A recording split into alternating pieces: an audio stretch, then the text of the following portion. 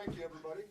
Sorry we're running a minute late here, but we'll turn it over to the head coach for an opening comment, and then raise your hands, and we'll get to as many questions as we can. Go ahead, Coach. Yeah, first of all, I apologize. I'm pretty meticulous about being on time, and I just got a phone call right before I was about to step out the door, so I'm sorry.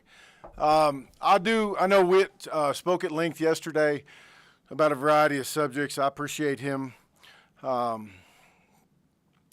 doing those things, and I'd just like to, start off and cover a couple topics, and then I'm sure there's plenty of questions on a variety of things that I'll be happy to answer to the best of my ability. I'm just, really happy to be here today, and we had a fantastic day with signing day. We've still got 2 more guys that have signed, but it just has not been announced, and dealing with another guy or two.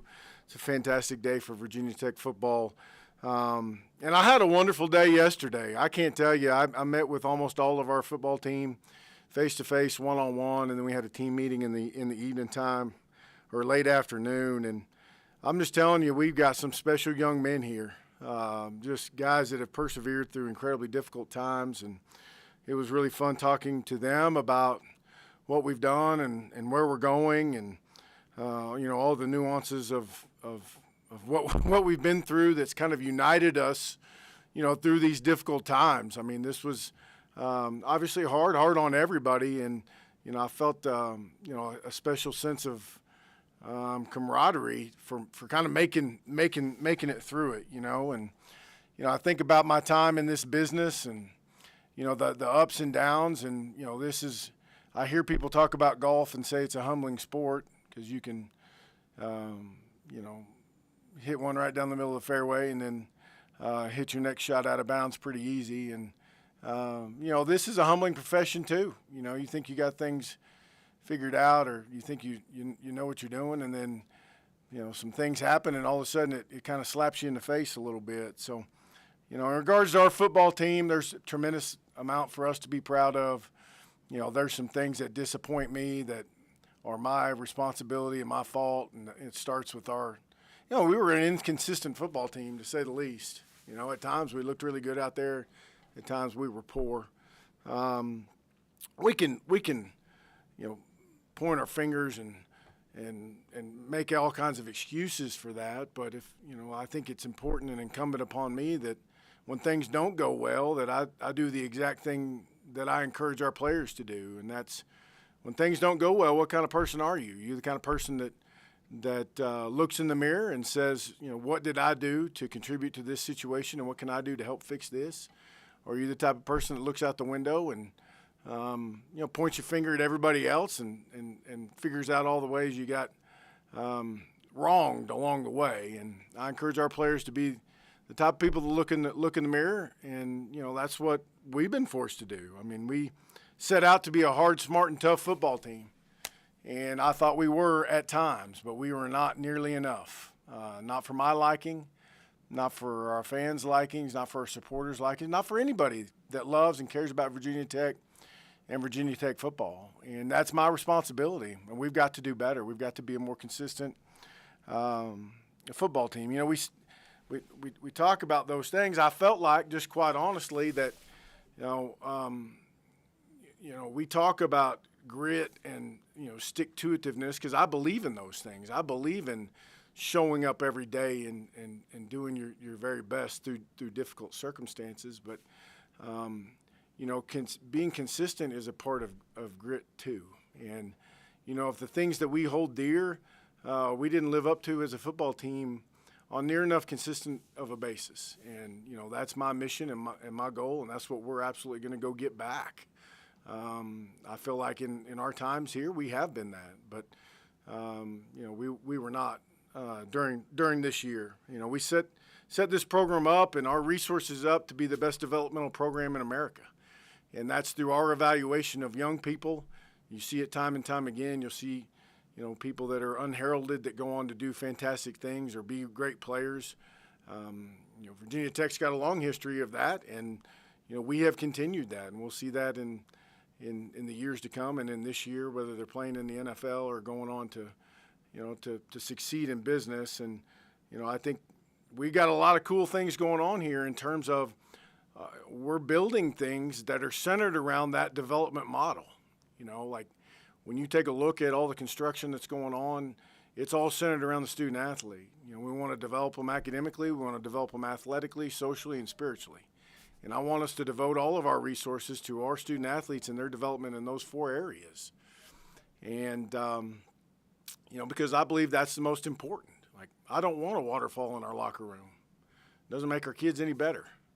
Okay? I want us to try and feed them the best food we can feed them. I want them to be able to lift the best weights in the nicest weight room. I want them to have the best academic counselors and the best support. And we've hired Sam Stewart, who I think is going to be an all-star for us in terms of the social development and interaction for our teams. Obviously, during COVID, that's been limited, but I'm just so excited about our ability to take those principles and start to imply, put them into use here at Virginia Tech. And we're just on the precipice of being able to get to do, some of these things. And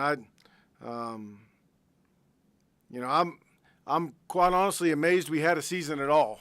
And there's a lot of people that deserve a tremendous amount of credit for that. And I'm not going to start naming them because I'll forget them.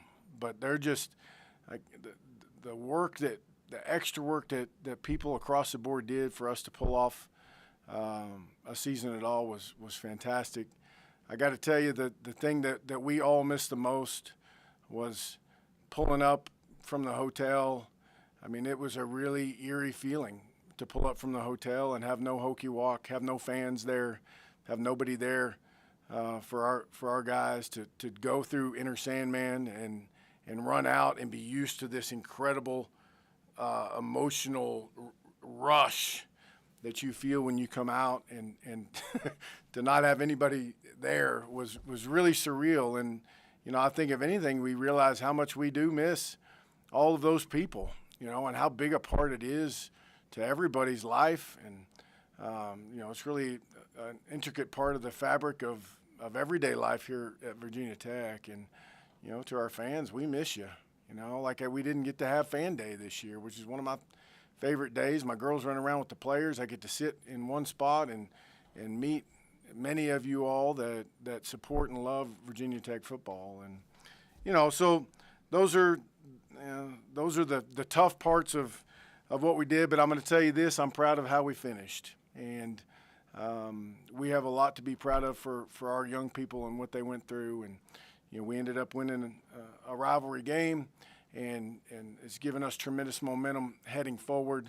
And we're all best when we're all together. And I have a great feeling about our staff, our support personnel, and ultimately our players to be all in. And I just implore everybody to jump on board and support these kids. We got a whole slew of new ones that have chose Virginia Tech. And they've decided to come be Hokies, and I'm really impressed with their families, with their academics, their grades, their work ethic, and not what they are, but what they can be. And if we're going to be the best developmental program in America, then we've got to trust our evaluation. We've got to trust our ability to get to know these people and project ahead of not what they are, but what they can be. And I couldn't be more excited about all that. So I know that's a mouthful. We got a lot of things going on. So if you've got questions, please ask. Andy, let's start with you. Justin, there's a report out there that you guys are opting out of a bowl game. Have you had that discussion with the players? Has that been finalized? Yeah, I will say that. Thanks for bringing that up, Andy. I forgot. In our meetings, in the players, I met with the seniors.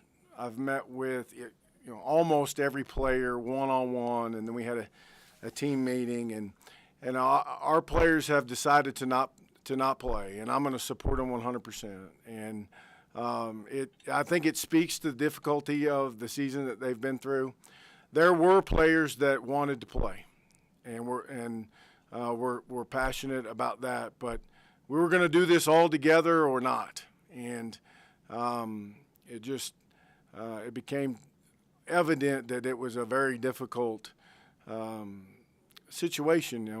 There's kids that would like to go home for Christmas. There's kids that haven't been home in some time. You all know all of those things, and this is ultimately about our kids. And I think they've sacrificed enough. They've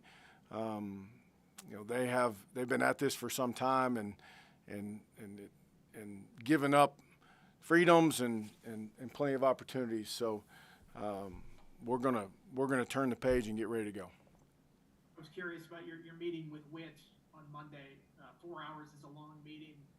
What was just sort of the nature of that conversation? Was it kind of a putting all the cards on the table type thing? Was it an explaining the situation type thing? How would you characterize that discussion? Was it beneficial, do you think? Oh, I think it was beneficial. I mean, I kind of chuckle a little bit. Like, we have met every week, for however many weeks. It's not like we walked in there and it was like we discussed things that had never been brought up. You know what I mean? Like it was, we talked about, a lot of things, and I think at the foremost part of it is, I don't know. I have been a little bit removed from what's being said, but I've been told that there have been people that have said that he and I don't get along. That's not true. I mean, anything of that nature is being overblown.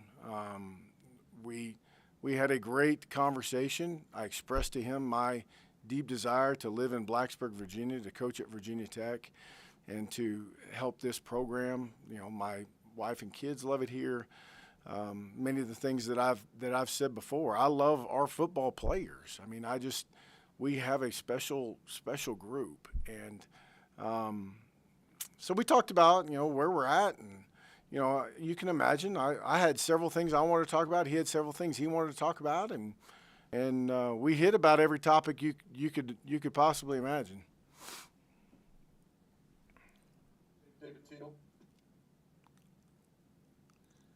Justin Witt mentioned yesterday that he thinks that he can do a better job in helping you beyond providing necessary resources, for the program, but just in terms of outreach, executive coaching, and things, and perhaps even peeling back the curtain a little bit on you and your program.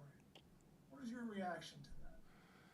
Well, I mean, I appreciate that sentiment. I think that goes back to what I said a minute ago about there's a person that's in charge of something that is not looking out the window, pointing the finger at other people, but looking in the mirror to see what can he do to help this situation. And he is a great resource, and I need to do a better job of using that resource. And it's like I told him, sometimes I get up in the morning and I drive to work when it's dark, and I stay in work, and then I go home, it's dark, I drive home. And, I just get in that rhythm of being, I guess my wife would say single-minded.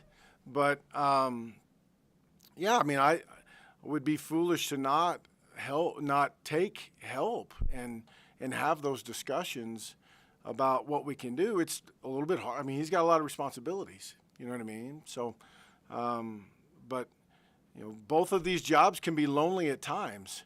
And I think having somebody to bounce things off of and talk to and about the things that we're both dealing with is could be nothing but productive.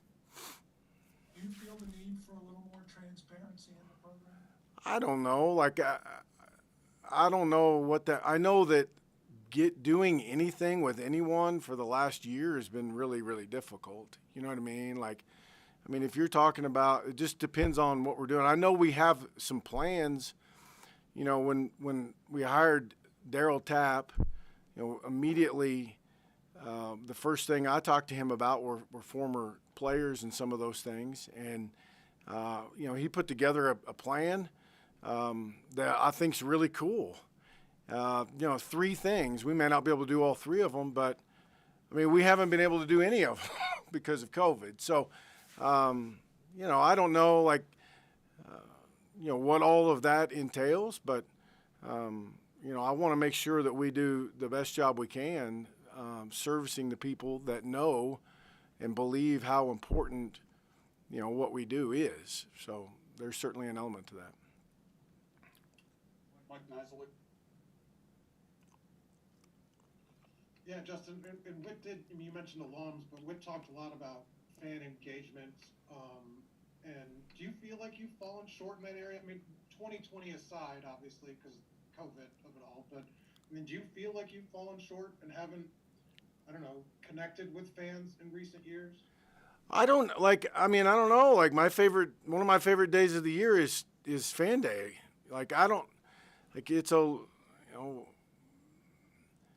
I enjoy being around people that love Virginia Tech. So, finding some more ways to make those things happen, I'm completely open to.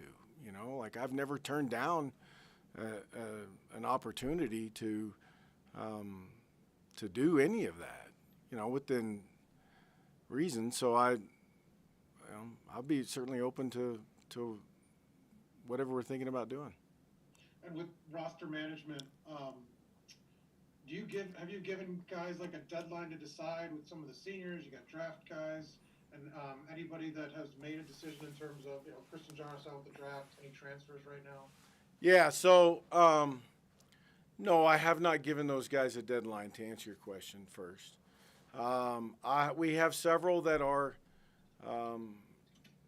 So let me just kind of paint the picture. So the seniors that have another year of eligibility, if we go over 85 with them, it's okay. So it's not pressing for me. It's not that I can't recruit a freshman because a senior may come back. Does it make sense, Mike? So, there are several of those guys that have said they're absolutely coming back. There's several that have said that they're not. Like Devon Diablo and Khalil Herbert are not coming back. There's several that are not, and then there's several that are in the process of trying to figure it out. That I've told them, please go home and relax and don't do anything, right? And get your body feeling good, and then let's talk in a week or a week and a half.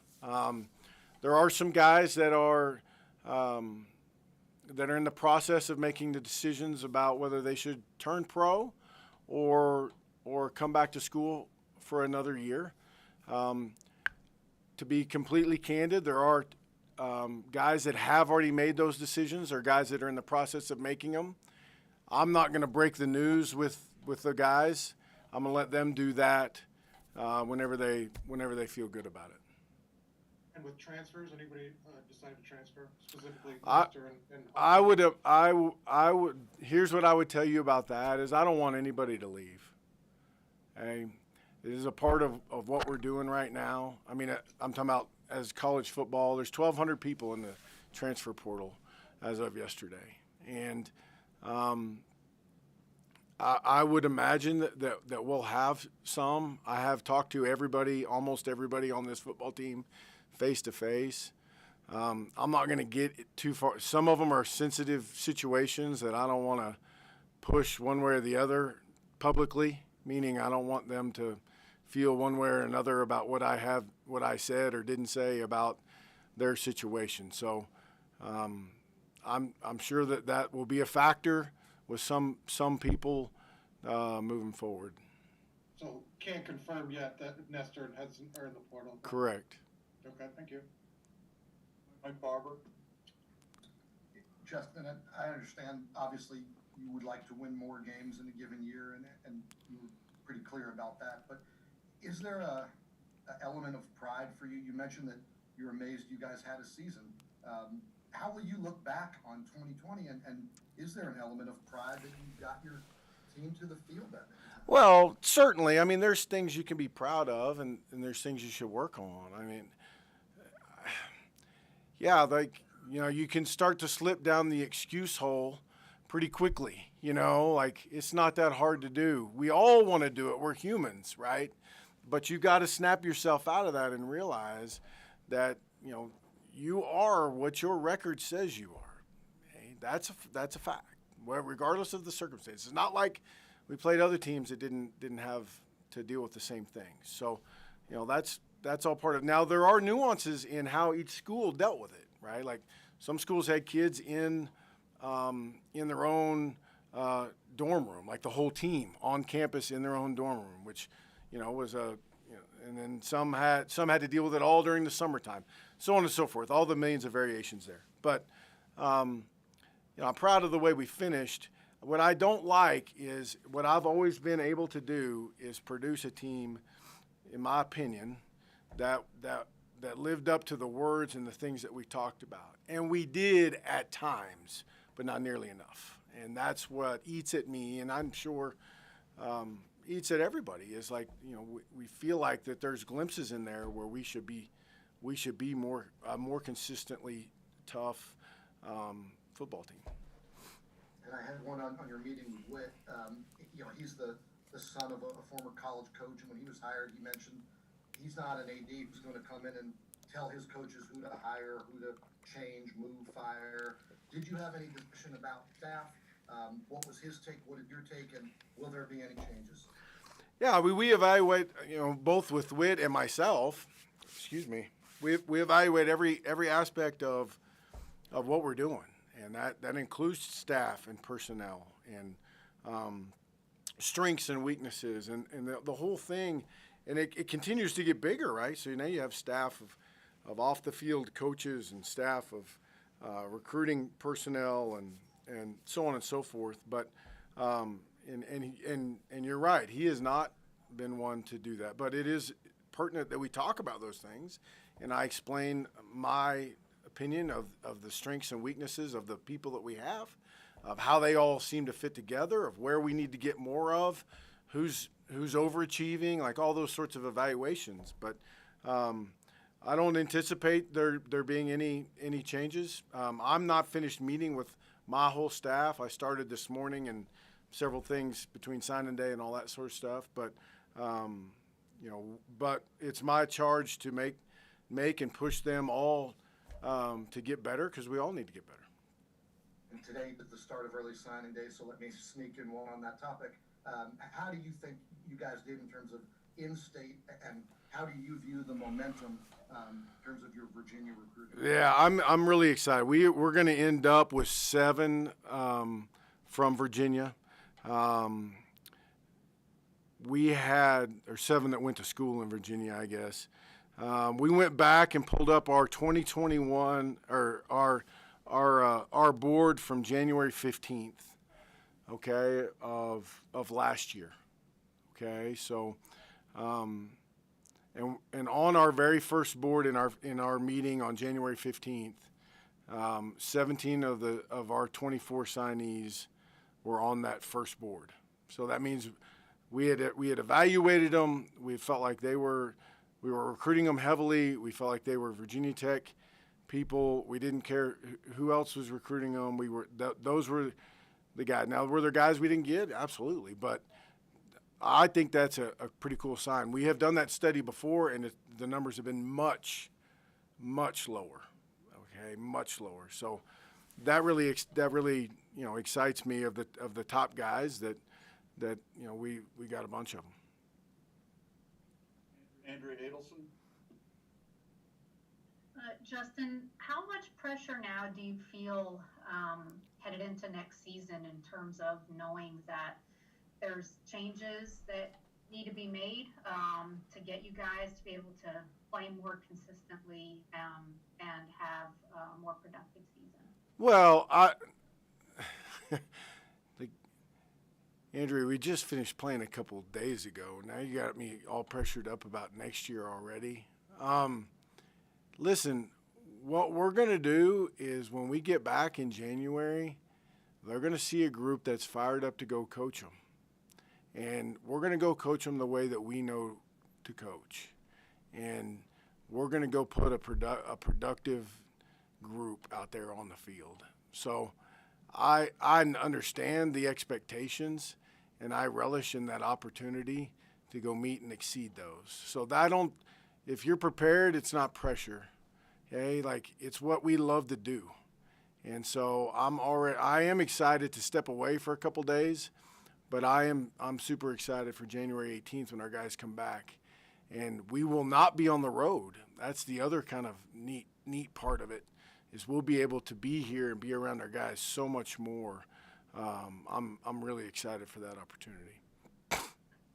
And as a quick follow-up to something Whit said yesterday about this kind of being like year one, even though it's not really because you've already been there for 5 years, but in terms of your staff, your players, is that a fair evaluation or a fair thing to say?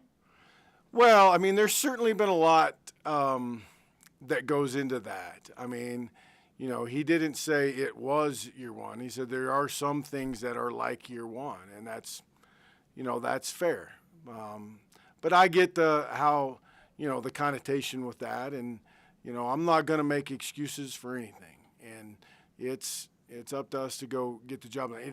I am incredibly excited about the people up and down that hallway, and if we can just get everybody together and get past this, I saw it on the inside of the walls.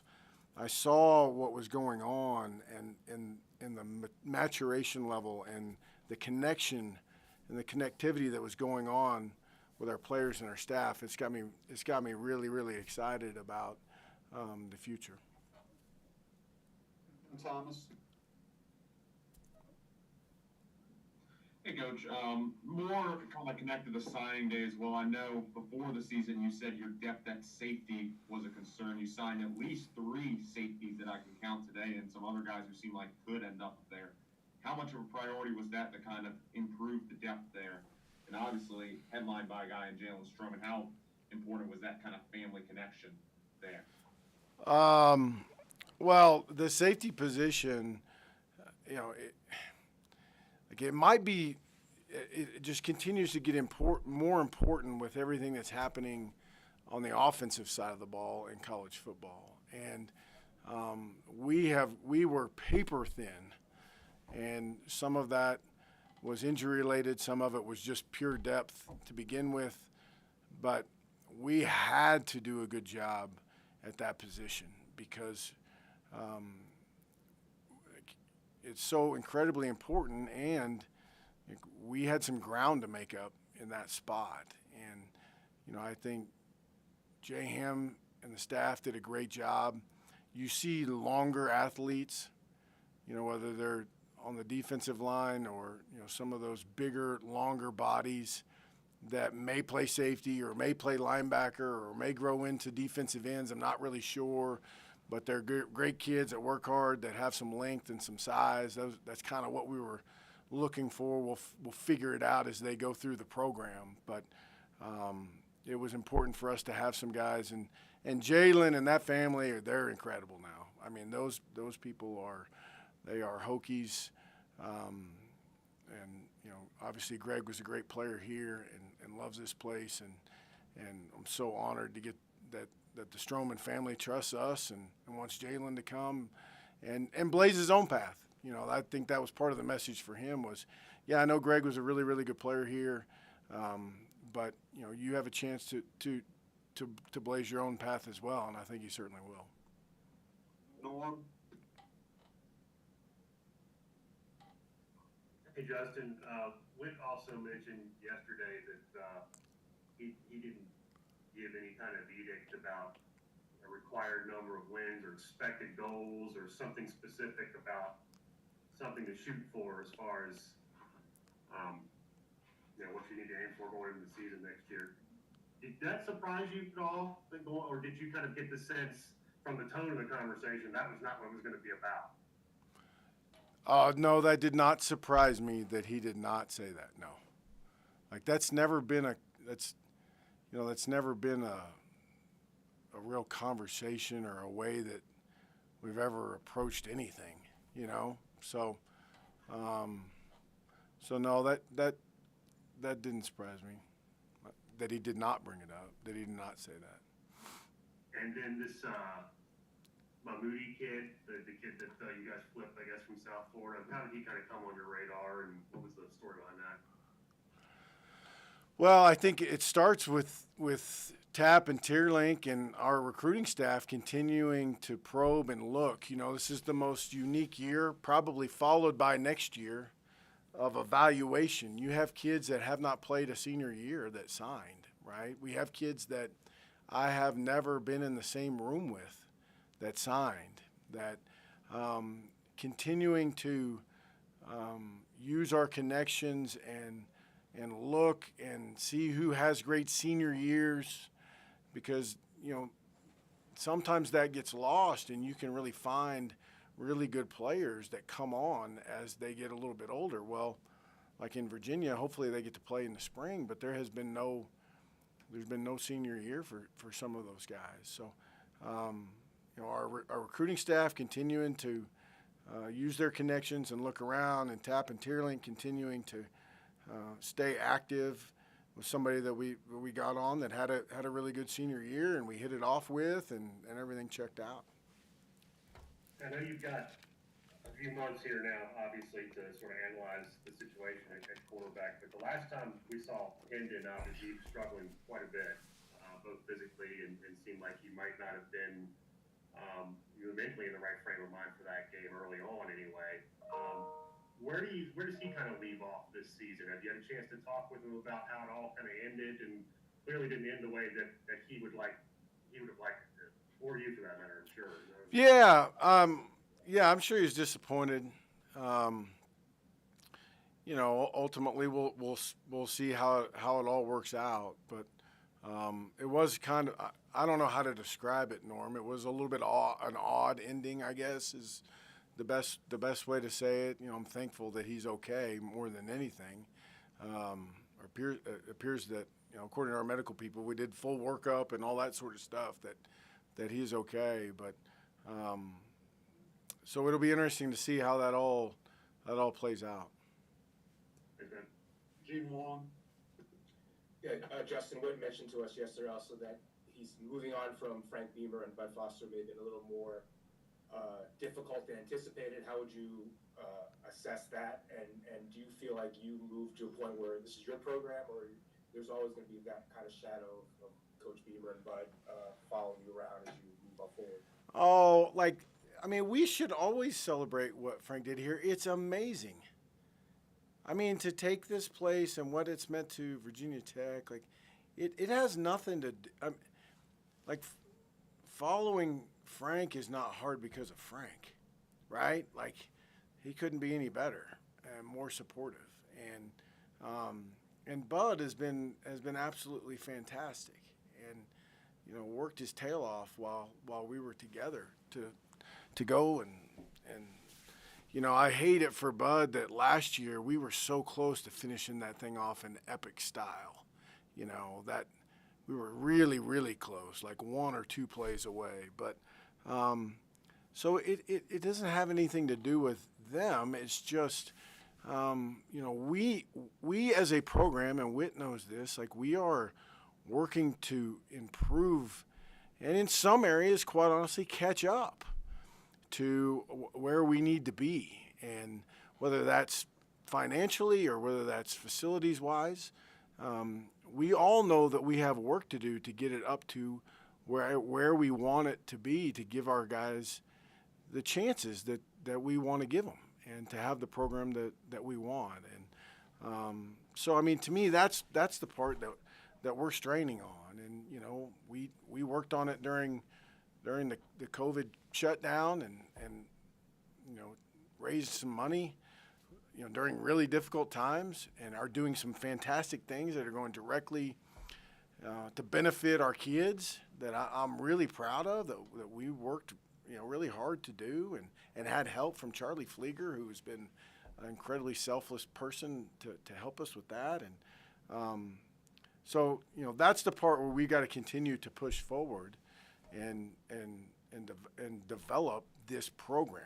It's not just how much our kids bench press or what their grades are, but it's pushing this whole program forward. Aaron? Justin, when you talk about the tenets of your program, the hard, smart stuff, I think 2 of those words we see most manifest from the outside on the defensive side of the ball, right? The hard and tough.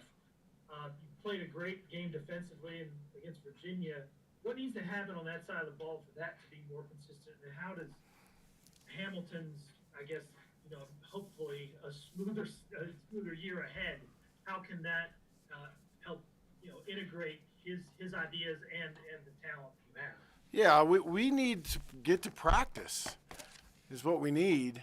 And, I felt like, so just the big picture, and I'll get back to the point if you need to, but one of the things that in retrospect that I feel like I should have done better is when we were in the stretch of playing 9 straight games, if you look at us at the end of those, we are slow.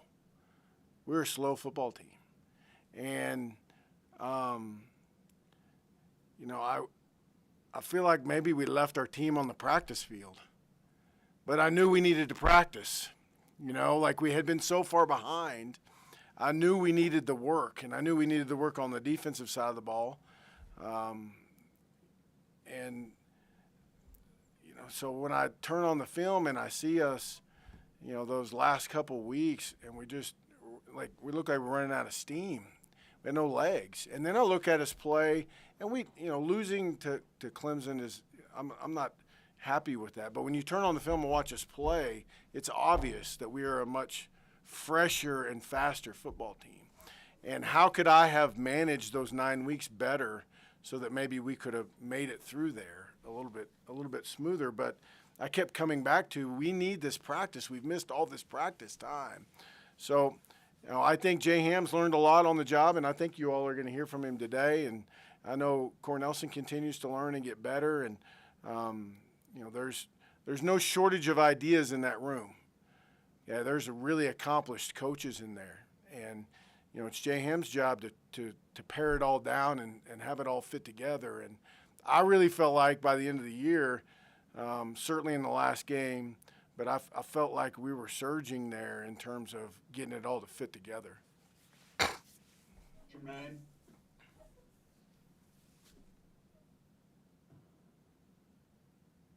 Coach, first of all, thanks for your time this afternoon. I got 2 questions for you. Number one, your thoughts on a couple of players from Salem High School and Jaden and Jordan McDonald coming to your program. And then also the second one is just looking ahead at next year's football schedule because, we've talked about some of the games for next year. Just your thoughts about those 2 things. Full disclosure, I have not looked at next year's football schedule. The McDonald brothers, I'm really excited about. These are guys that we have known about for some time. Really, we're hopeful to get to watch them play their senior year, but just really high character, long, talented guys that aren't afraid to work, that I think are going to have a chance as they spend their time here to develop into really quality people and quality players. Mike Knisley, you had a follow-up? Yeah, a couple things if I could. With Jermaine Waller, I've asked you about him all year, and he didn't get to finish the season. Is he healthy now? Is he coming back? I know you don't want to comment on everybody, but him specifically with the year he had, where is he at physically, and what's kind of going on with him? Yeah, he's coming back. I anticipate him to be full go in our off season when we come back. He wasn't good enough to play, but I anticipate that he'll be healed up and ready to go full go. That was my meeting with him the other day, that he'll be ready to be full speed and have a great off season. And wide receiver, do you view this as been kind of an issue for you with depth a couple years? And now, you've lost a bunch of guys.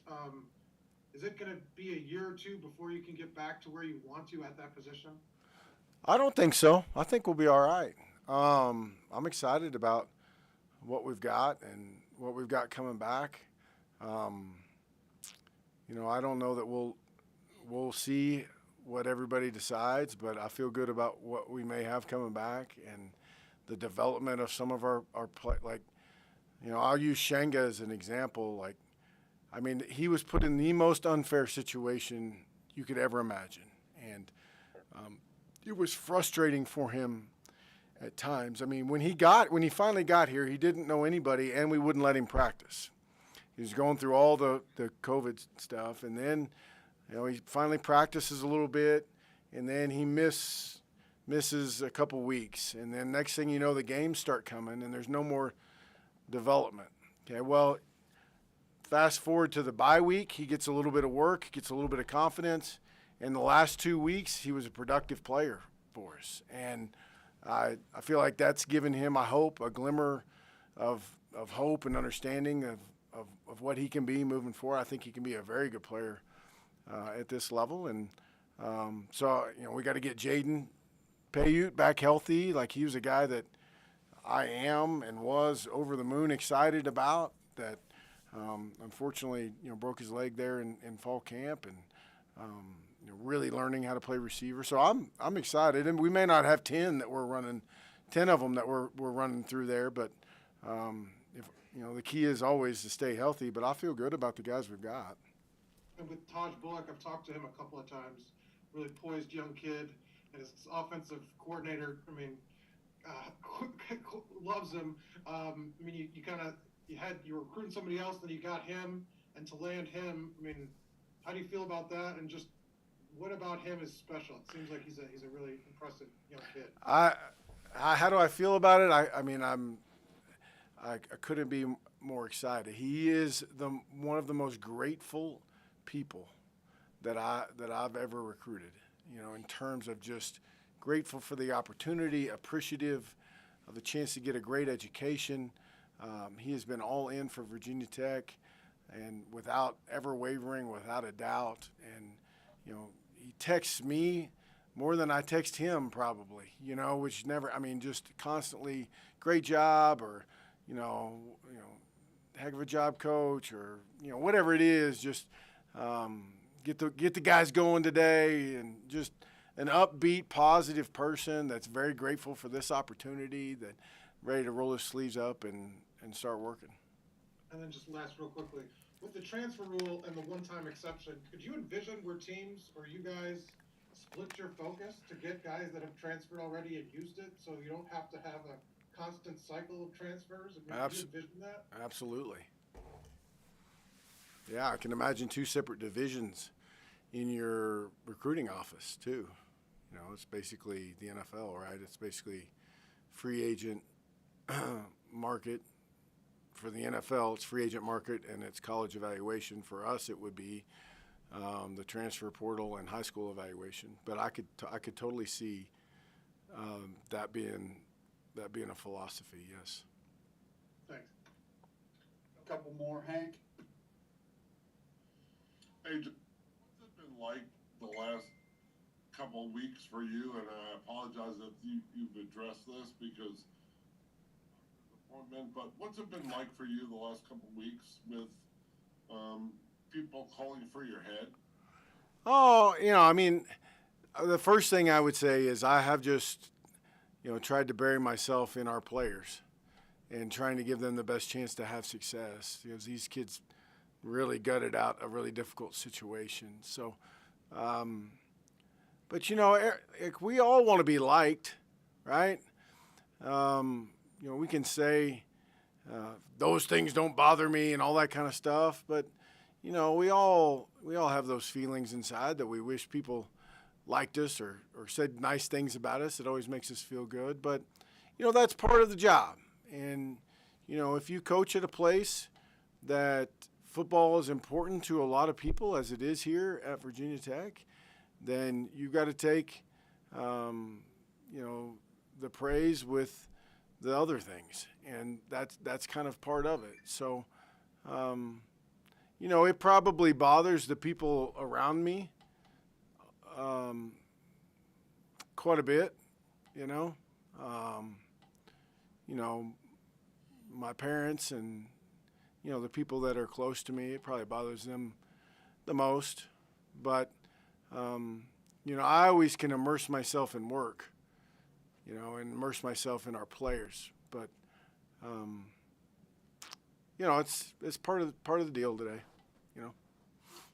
The bowl thing has been part of the heritage of Virginia Tech. Sorry, my brother's calling me. Maybe you need to answer it. Is it important? No, I'm not going to talk. I'm going to talk to you. Oh, okay. I can talk to him whenever I want to.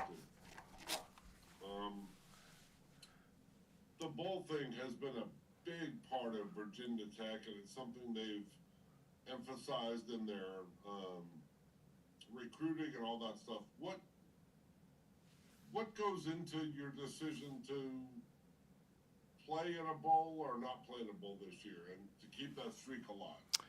Yeah, I mean, our players are aware of all of that, and they take it very seriously. So are our coaches. So am I. I mean, I believe that the players are the ones that have sacrificed the most, so they should make the decision. So, that's what I did. I told them I'm going to support them 100%.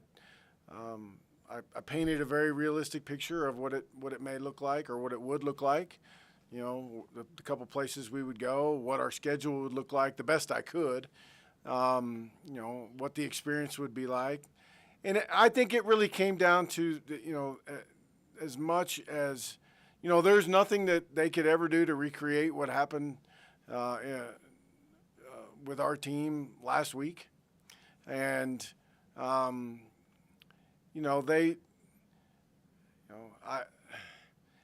think they're tired. I think, it's been really, really difficult, and I think their mental health is an important part of what we should take into consideration.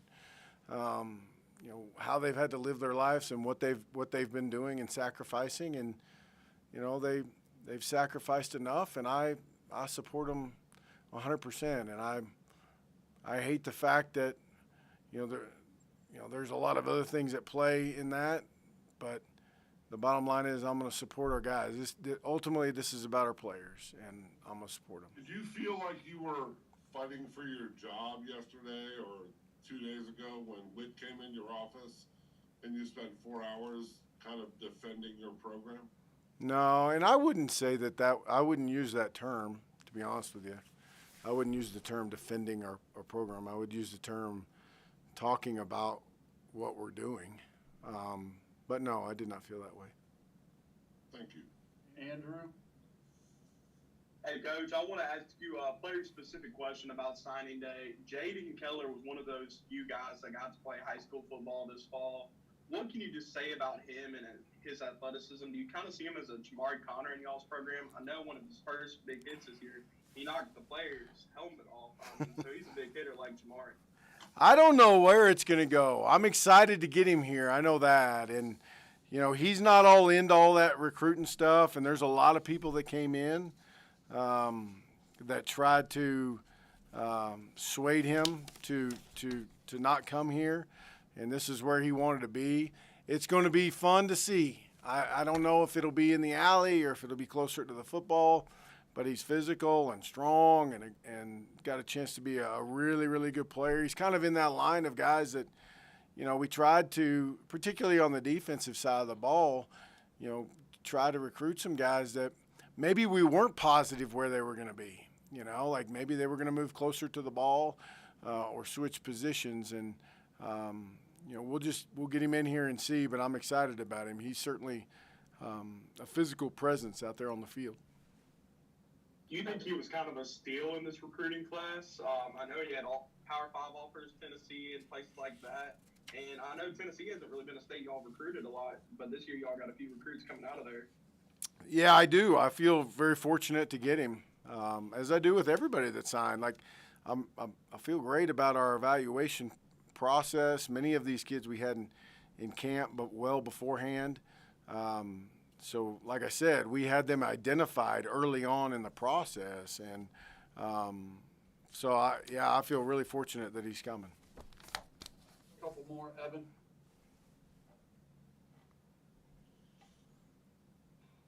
Yeah, you already touched on some of the Virginia kids, so I want to talk about some that aren't from the region that you normally recruit. DJ Harvey, Kenji Christian, and Dwayne Lofton. What are your thoughts on those three guys, and what did it take to land them? Well, Lofton plays for Joseph Turner, and Joseph Turner, I was his running back coach at TCU. So Joe and I go way back, obviously. One of the favorite kids I've ever been around. I'm so proud that he's grown up and married and got kids all over the place and coaching football in Texas. So I had a pretty good end there with JT. So we got pretty close with Mr. Lofton pretty quickly. Who are the other ones you said? DJ Harvey. Yeah, I mean, all the way out to California, he does have some ties to this part of the country, which I think obviously helped. But just a really fun kid to be around and talk to, and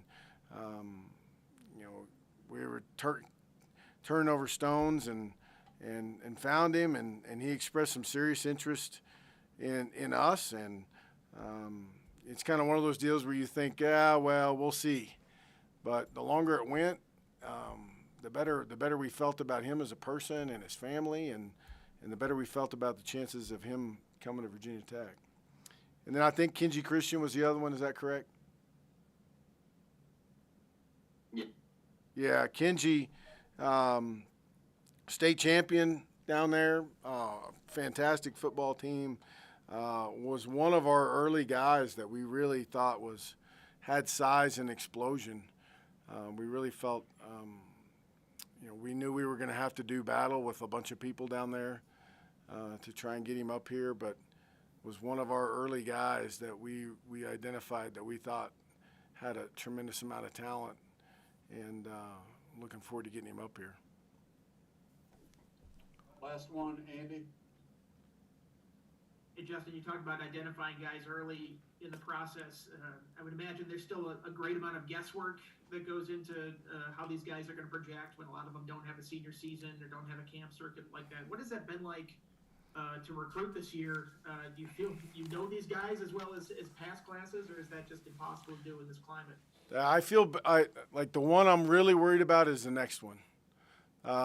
This one, there's so many of these guys that came to camp early or that we saw play as younger players that I feel really good about that. The next, like if this thing continues on through the summer and there's no camp, and the next class is, in terms of evaluation, is gonna be really difficult in my opinion. And so certainly there's some things that I wish we could have been able to do, as I'm sure every program does, but many of these guys before the pandemic broke out, we had really spent a lot of time on when they were younger players. All right, sorry, one more. Mike Barber, wrap it up. Yeah, Justin, I'm curious. You mentioned some sort of the unfortunate side parts of the business that are less fun than coaching football. Negative recruiting. Did you talk to a lot of kids and parents about your job status in the last few days, and how do you deal with that kind of a question? Certainly. We talked about it with some guys. It was pretty easy. I just told them the truth. I mean, talked about what we were doing and where we were going, and I mean, I knew, like I said, like I don't know that. I don't know, maybe Whit would disagree, but like I met with Whit every single week, so I knew kind of where he was at. Were there some things that we talked about that we hadn't talked, certainly, but like I knew where he was kind of at, you know what I mean, heading into that meeting. It's not like I just went in there totally blindfolded with no clue what was going on. So that and I appreciate that. That made it a little bit easier to handle all these guys. And to clarify something that Whit said, he said when you speak to us at press conferences, sometimes you're not speaking to us, you're speaking to the other team.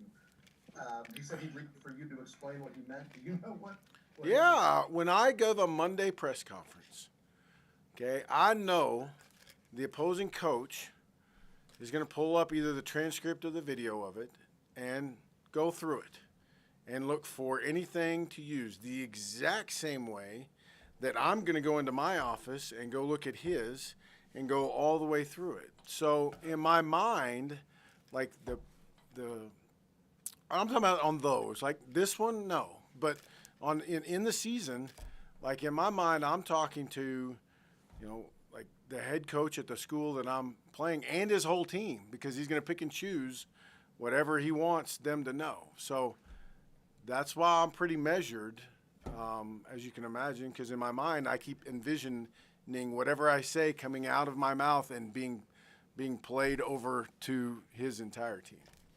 Thank you.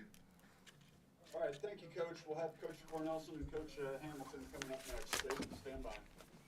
Justin, I think you should rethink that waterfall in the locker room thing, man. You're for it. You want it? Is that what you're saying? I think I put you over the top, dude.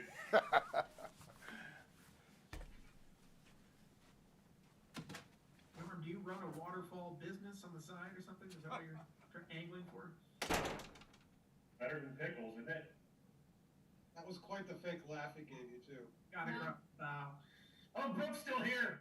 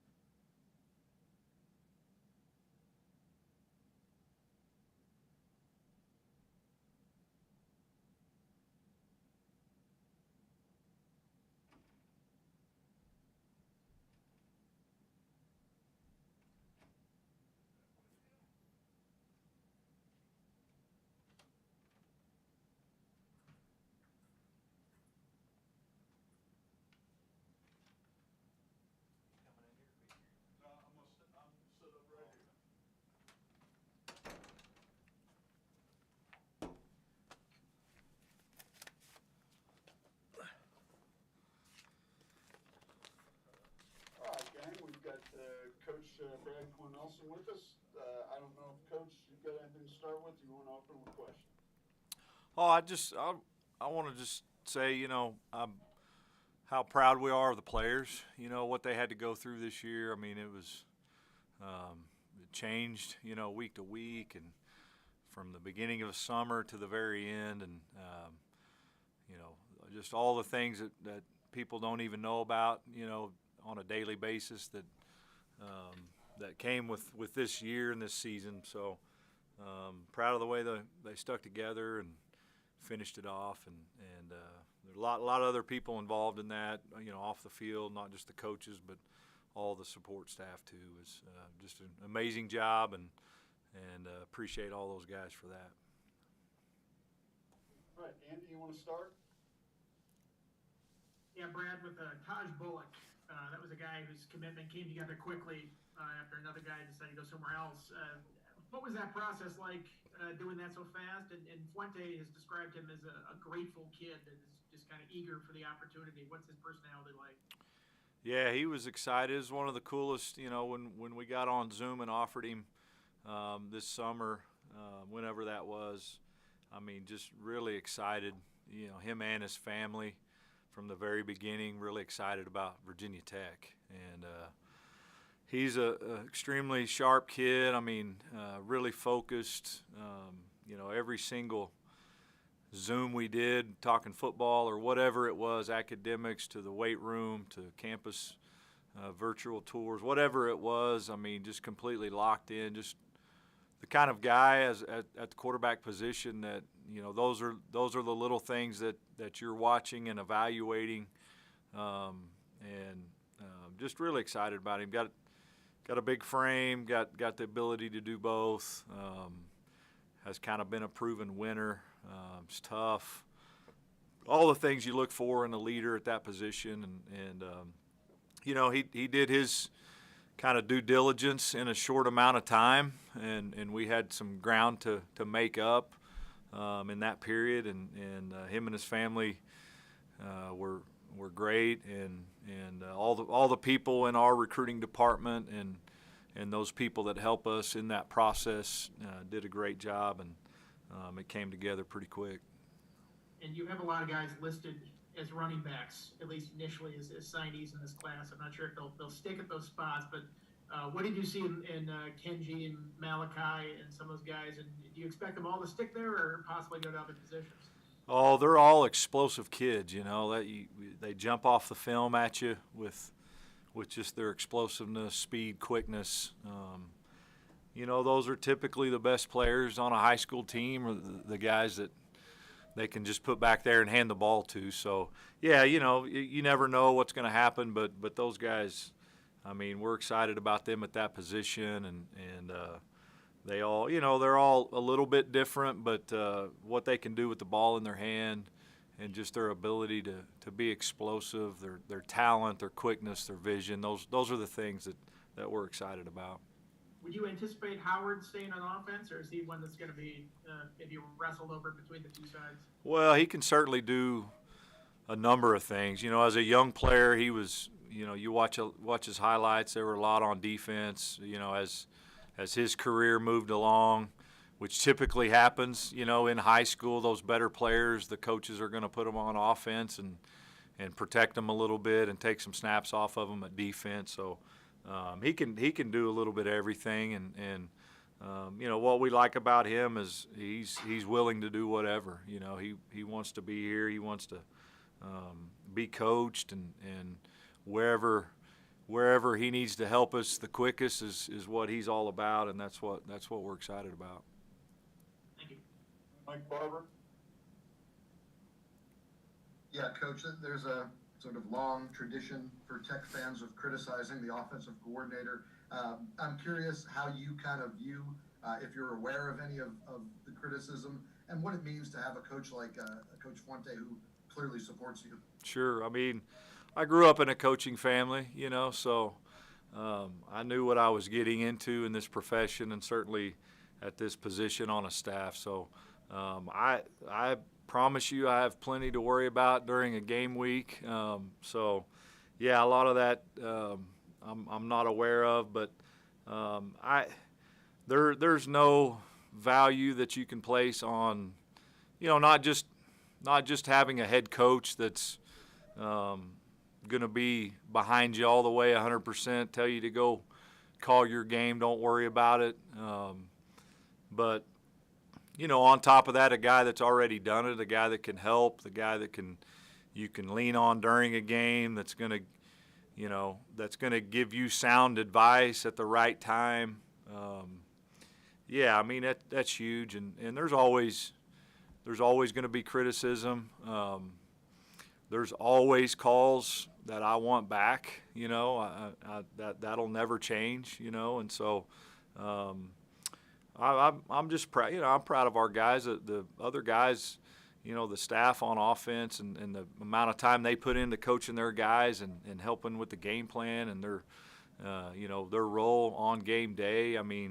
It's a group effort, and getting the kids to 1 week at a time kind of regroup and go buy into a game plan and kind of rejuvenate themselves emotionally to go lay it on the line is hard to do. I think we had a nine week stretch of that, which is not real typical, but proud of just there was a number of different guys that had to step up at different times between COVID and injuries and whatever. So proud of the way those guys stood together, kept fighting, finished. Just keep going, and there were some things we did really well at times. There were some things that we needed to do better at times, but. Love the guys, the young guys we got coming back.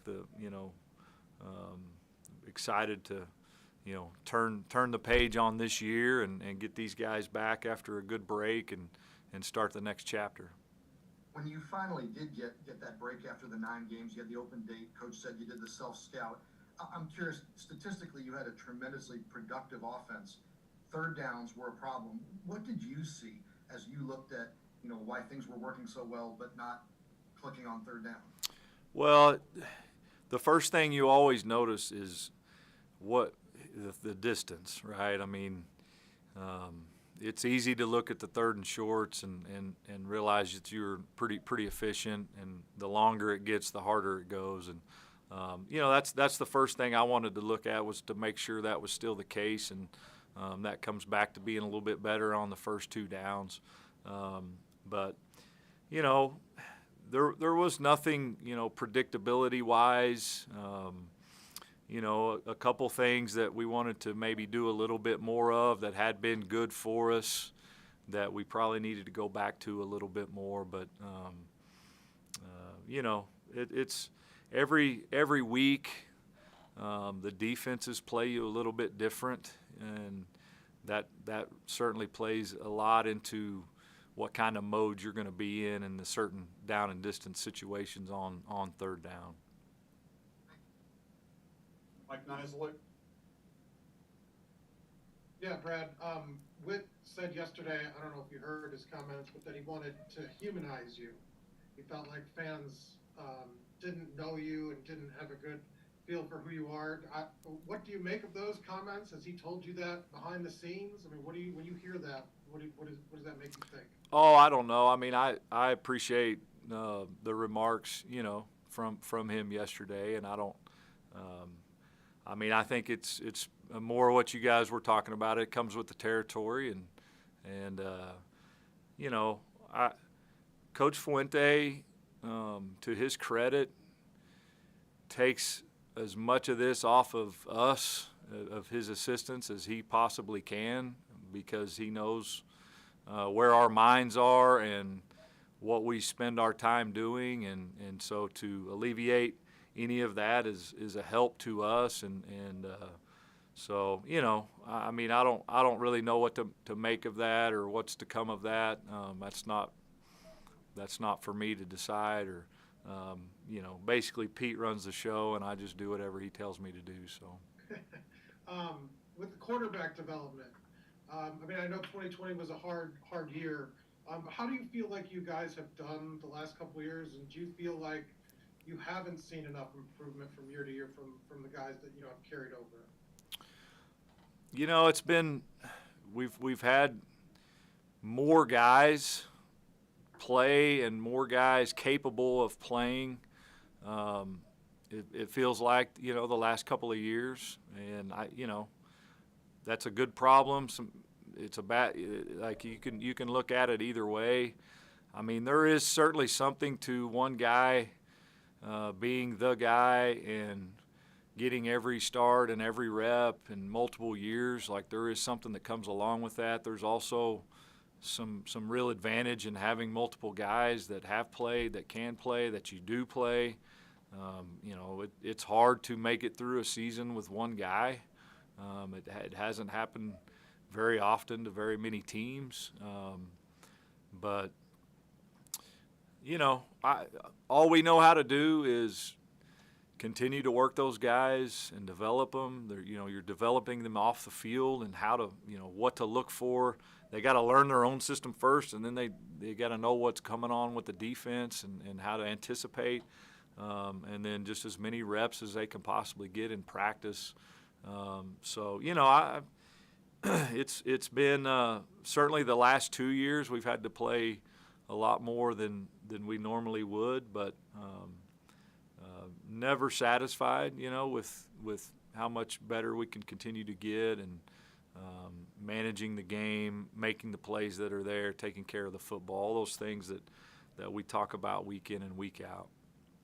And then with wide receiver, I think you're down to like 3 healthy scholarship receivers in the final game. But Justin said he didn't view it as like a long-term issue, that you guys will have depth next year. Do you feel the same way, that you guys will be okay there? Yeah, I mean, we still got to take a good step, but the core guys coming back and getting Jaden off an injury, he was a guy that really had a great fall camp that was gonna be a weapon for us. Getting a guy like that back, and so we're we need to continue to add. We definitely need to continue to add to that position and develop some more young guys. But definitely have a good core there and a chance to develop a good solid group to go into next year with. And I'll vouch for Coach Cornelsen. He's very human and enjoys busting my chops about as much as the rest of the staff. David Teal.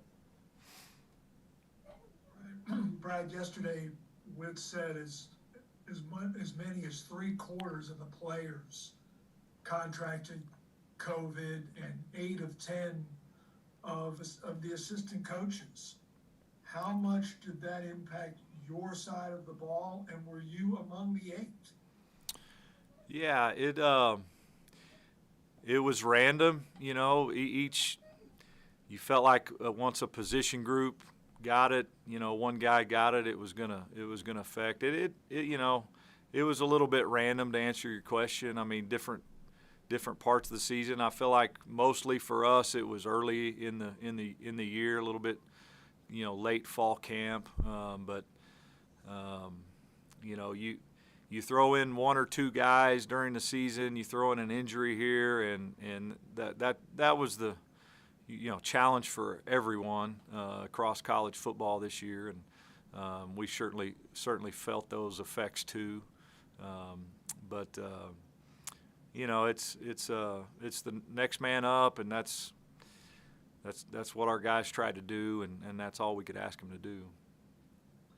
Do you anticipate that both Braxton and Hendon would be back next season? Yeah, this is the time of year, and that we know all those guys, sometimes regardless of playing or not playing or good or bad, they all have those thoughts. They're all they're all getting advice from different places. So I'm sure those things are out there, but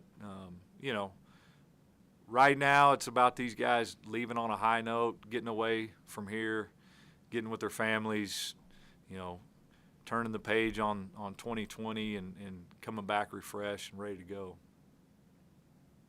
Andrew. Hey, Coach, I just want to ask you about James Mitchell and the weapon he's been for y'all this season. I know he did everything from playing tight end to almost being y'all's quarterback against Clemson. the returning punts. I know he's got a lot of draft stock. If he does enter the draft, I mean, can you just talk about what he's done for this program? Yeah, he's been tremendous, you know, not just what he's able to do on the field, but you know what you're going to get every single day. I mean, he's never on a list, never gives you anything but his best. Really, really smart. Just you wish you had a whole team full of guys just like that. But you know, offensively speaking, I mean, he's so versatile. You can almost make 6 different name tags for him to put on the roster and the depth chart. He kind of gives you some added depth to just about every position up there. So he's continues to get better. He continues to get bigger and stronger. I thought he took a real big step this year, blocking on the line of scrimmage, which is going to be important for him moving on at some point. You know, and there's still some things I know he wants to improve on, that he can improve on to just continue to get better. Do you think another year with y'all could possibly help build his stock even higher, or do you think that he'll end up going to the draft? No, there's no question. You know, he's the perfect guy that can take one more year and you know, turn that into a lot of money. So you know, we're behind him whatever he decides to do, but you know, he's these guys not getting a true off season last year. You know, I think that's something looking forward and moving forward to next year is something they really need to think about, and how much better they can be with a normal full off season this year. Norm? Hey, Brad. I talked with Justin a little bit about this too, but Justin kind of referred to Hendon's conclusion to the season as, quote, odd, which I guess is an understatement based on what happened, you know, in the last couple games. But where did you kind of leave off with him? I know you've got a few months to sort of evaluate, you know, the position. Braxton came on pretty strong there in the last couple games for sure. But obviously Hendon looked like he was kind of out of sorts against Clemson, and then didn't play in the last game. So where did you kind of leave off with him specifically and at that quarterback spot in general? Yeah, I mean, similar to all those guys, it's what Coach I know talked about, the same thing I just referred to. It's guys, you know, what you guys did this year and what you had to go through was tremendous. You know, let's leave out of here on a positive note as a team, and let's go get refreshed. You know, there's a lot of things going on with everybody. Let's get away from him, or let's get away from here. Let's go relax. Let's regroup and go from there with it. But you know, those two guys the whole season, you know, played both roles. I mean, you know, similar things happened the other way around earlier in the season with Hendon and Braxton too. So I told them both. I mean, there could have been a lot of drama every single week in the quarterback room, and it could have taken away a lot of time and energy from me and the head coach on dealing with that, and there wasn't at all. And so you know, that's the first thing that we talked about before they left this week was I wanted to make sure they understood I appreciated that part of it, because it doesn't always happen that way, and but they both handled it the right way, and we sure appreciate that. And you mentioned, and any offensive coordinator feels this way, that there are calls that you'd like to have back. Are there any that stand out that you'd like to share with us as maybe a therapy session? Oh, you know, the red zone is as I kind of look back at first glance without digging into it yet, you know, I feel like the red zone there were times where we weren't as efficient in the red zone as we needed to be. So that's kind of the first thought that comes into my mind. You know, the gadget play last week after the big catch, I think, by James, you know, I wanted that one back. You know, some of those you're kind of flipping a coin, and when you are stepping into a gadget play, there are certain things that can hurt those plays that you don't necessarily know if you're going to get or not get. So it comes with it, but we'll look at that and go back and you know, look at it objectively and see where we could get better, where I could make some better calls. Do any of the third down situations, maybe against Liberty or Miami, bother you, where you're trying to make a 2-down situation and you went with some power run situations and it didn't work out for you? Yeah, you know, and that was right. Yeah, no, that was part of, you know, the bye week. It was one of the things we looked at hard, was that situation where we feel like we've got, you know, 4 downs to go and it's third down. Let's get some of it back, and you know, running the, you know, getting the ball to the perimeter maybe a little bit more was definitely something that you know, based off what had happened with those previous calls, we felt like we needed to do, you know, and they weren't all bad looks necessarily. You know, we just couple of them were tough looks, and a couple of them we didn't execute quite like we could have. But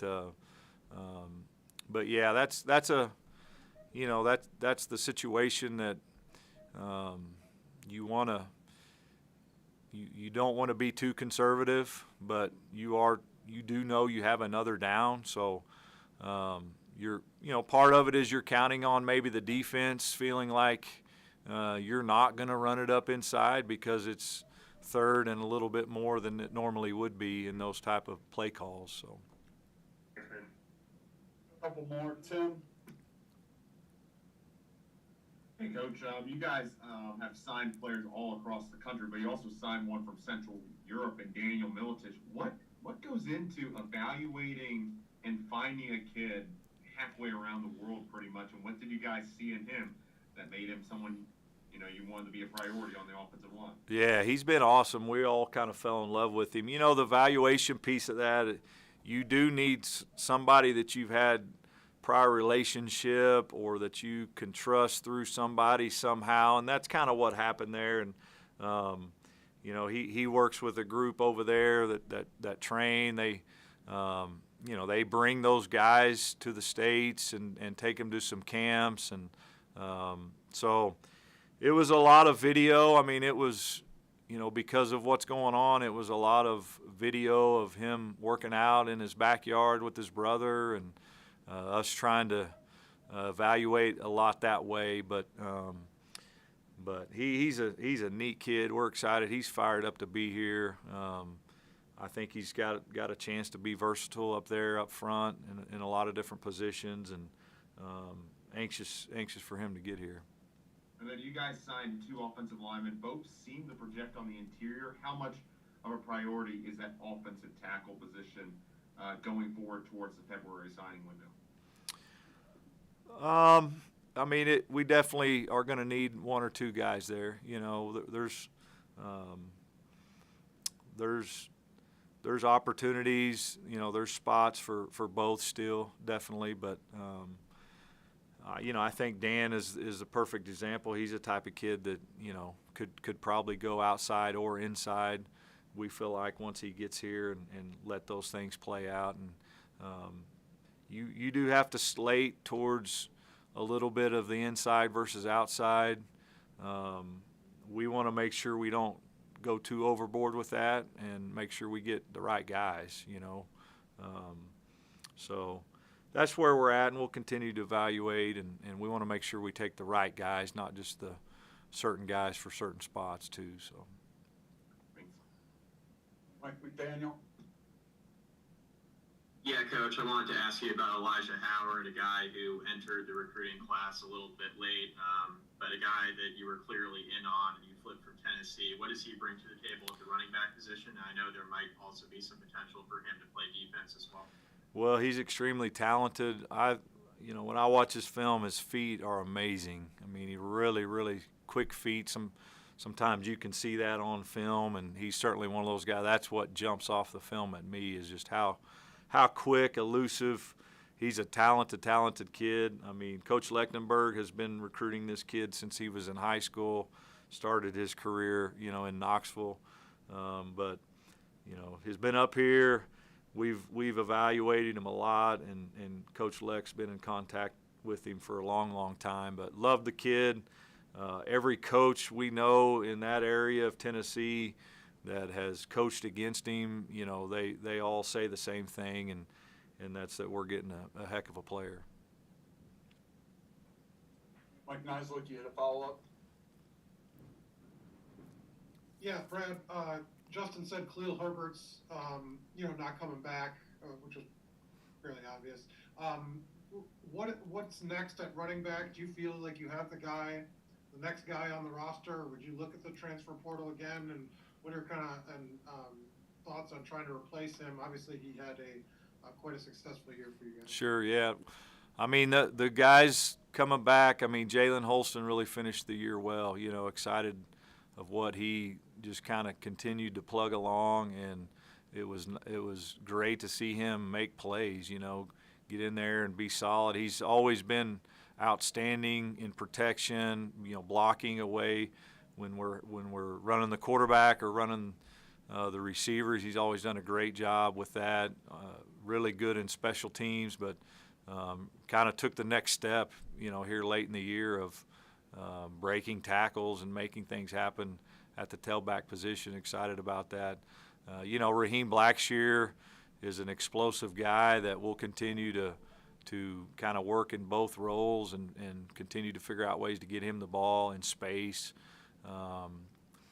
Keyshawn King is a young guy that we still have a lot of hope for. That's got a tremendous amount of talent that we'd love to see continue to come on and take that next step.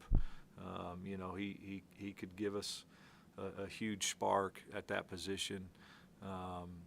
Marco Lee showed a little bit at the end of the year. He's a guy that, man, he just shows up and does his job every day and likes football and likes to work. And if he'll just continue to do that, he's going to be a guy that can find a role and help us out. And then it's young guys that just got to continue to come on. The new guys coming in, the new guys that came in this fall that were on scout team all year. It'll be time for them to get their feet wet and just go compete and see how it shakes up. If Christian Darrisaw was to leave, is Parker Clements a guy that would be ready next year to step in at tackle? I mean, what have you seen from him? Obviously, huge kid. Yeah, he's going to have a chance. I mean, he is still a true freshman right now, but we're extremely excited about him. Most of those true freshmen at some point in the fall kind of hit the wall. Some of them, they hit it for a week. Some of them, they hit it for the rest of the fall.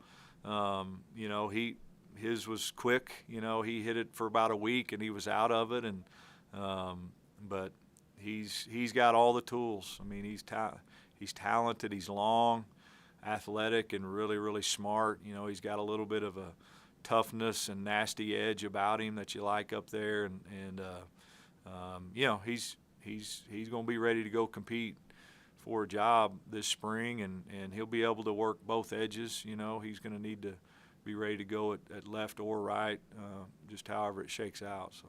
And then with Adam Lechtenberg recruiting, I had him described as a bulldog on the recruiting trail. What has he brought? Obviously, gets the promotion running backs coach, but how instrumental has he been to kind of your recruiting efforts this past year? Oh, he's huge. I mean, he's just relentless. He's a guy that's going to voice his opinion, and he knows that even though we may not agree with it, or the head coach may not agree with it, or one of the other position coaches or recruiting coaches doesn't agree with it, he knows and he feels obligated to voice it, and that's healthy, and that's healthy. No one gets offended, and that's part of what he brings is he's continuing to just the amount of effort he puts into staying on guys, finding new guys, asking questions about guys that I'm recruiting or somebody else is recruiting.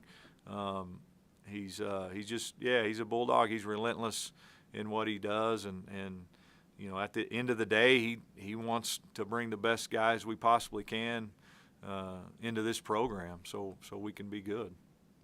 Thanks. All right, thank you, Coach. We'll have Coach Ham coming up shortly.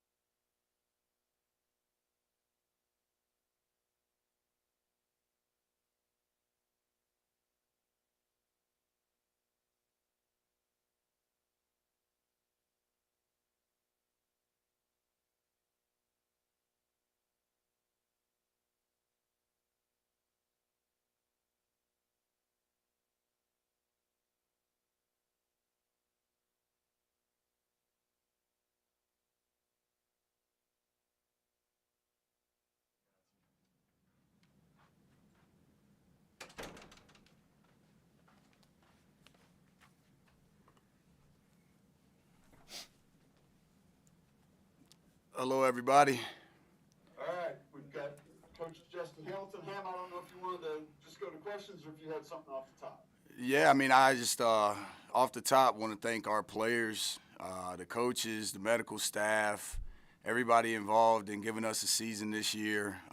Obviously, it was a challenge for Virginia Tech, a challenge for every school that's out there playing football, but it was something that there was a lot of learning, and I think there was a lot of things that we'll look back on and feel good about as far as development of young men and as far as what we were able to do as the season went on our side of the ball and with our team. And then a great way to finish the season. Really proud of those guys for battling till the end. And as I said, just really feel like there was a bond that was built. I guess anytime you go through tough times for a common cause with people, that's what family's about, and that is what this season was about. So look back fondly on that, and hopefully we'll be able to continue building on it going forward. So with that, I'll just open the floor. And did you want to start? And Justin, you were a player who had a hand in building this bowl streak to what it was. What are your thoughts on players opting out and decided they didn't want to play the bowl game this year?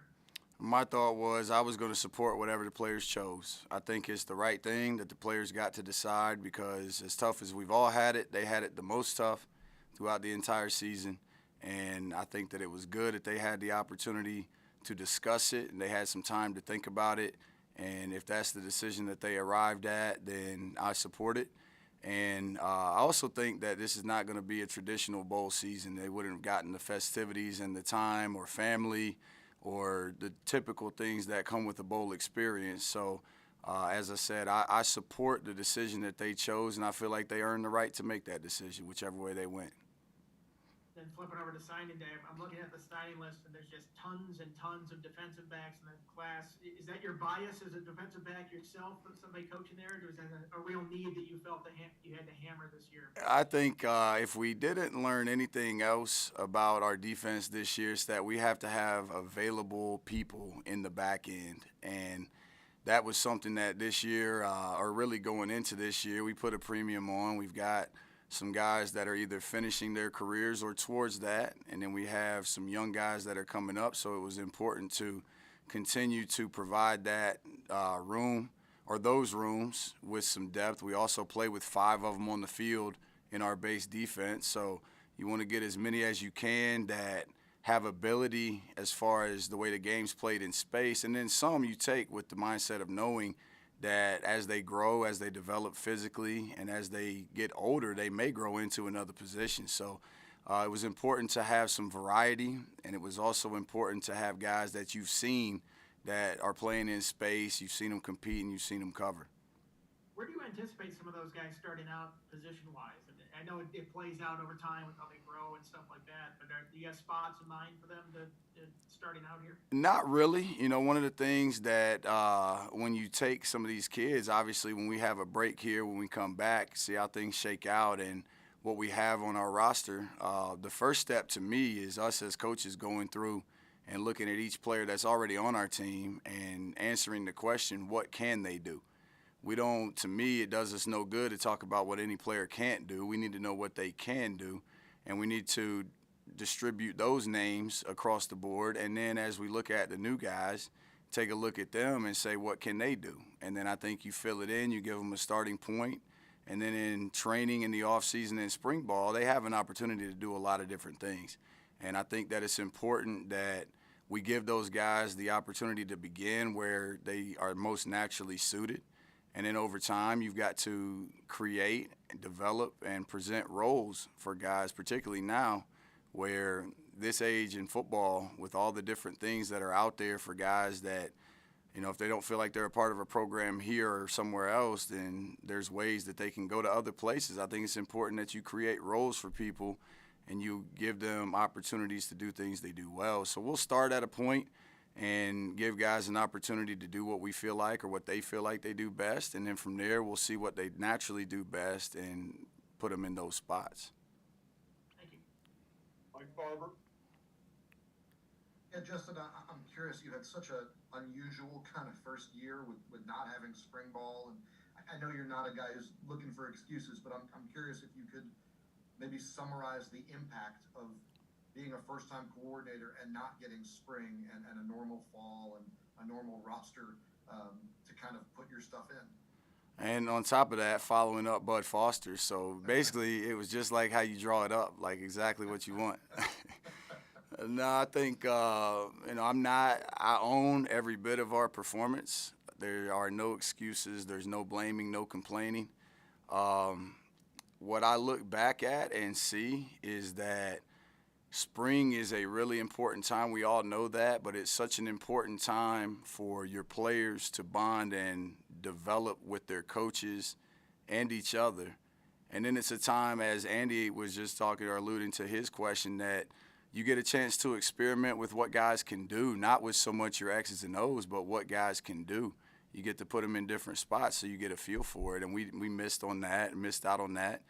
And then in fall camp, usually you're seeing what you got from spring, how guys have developed in the summer when they're with the strength staff, and if they are building on what they did in the spring or if there's something else that you need to do. And it obviously, when you miss out on that, that now makes it to where basically what our season was, as we got through the COVID, through the injuries, and we had a somewhat normal rotation of guys we could play, it was like spring ball, where you're getting all of that within a season. And each Saturday, obviously, it's more important than a scrimmage, but it was like you're getting a scrimmage to see. In spring, you evaluate your scrimmages and say, this is how this guy's developed and come along, so we can continue doing this, or he needs to be doing that. And that's really what we had this season.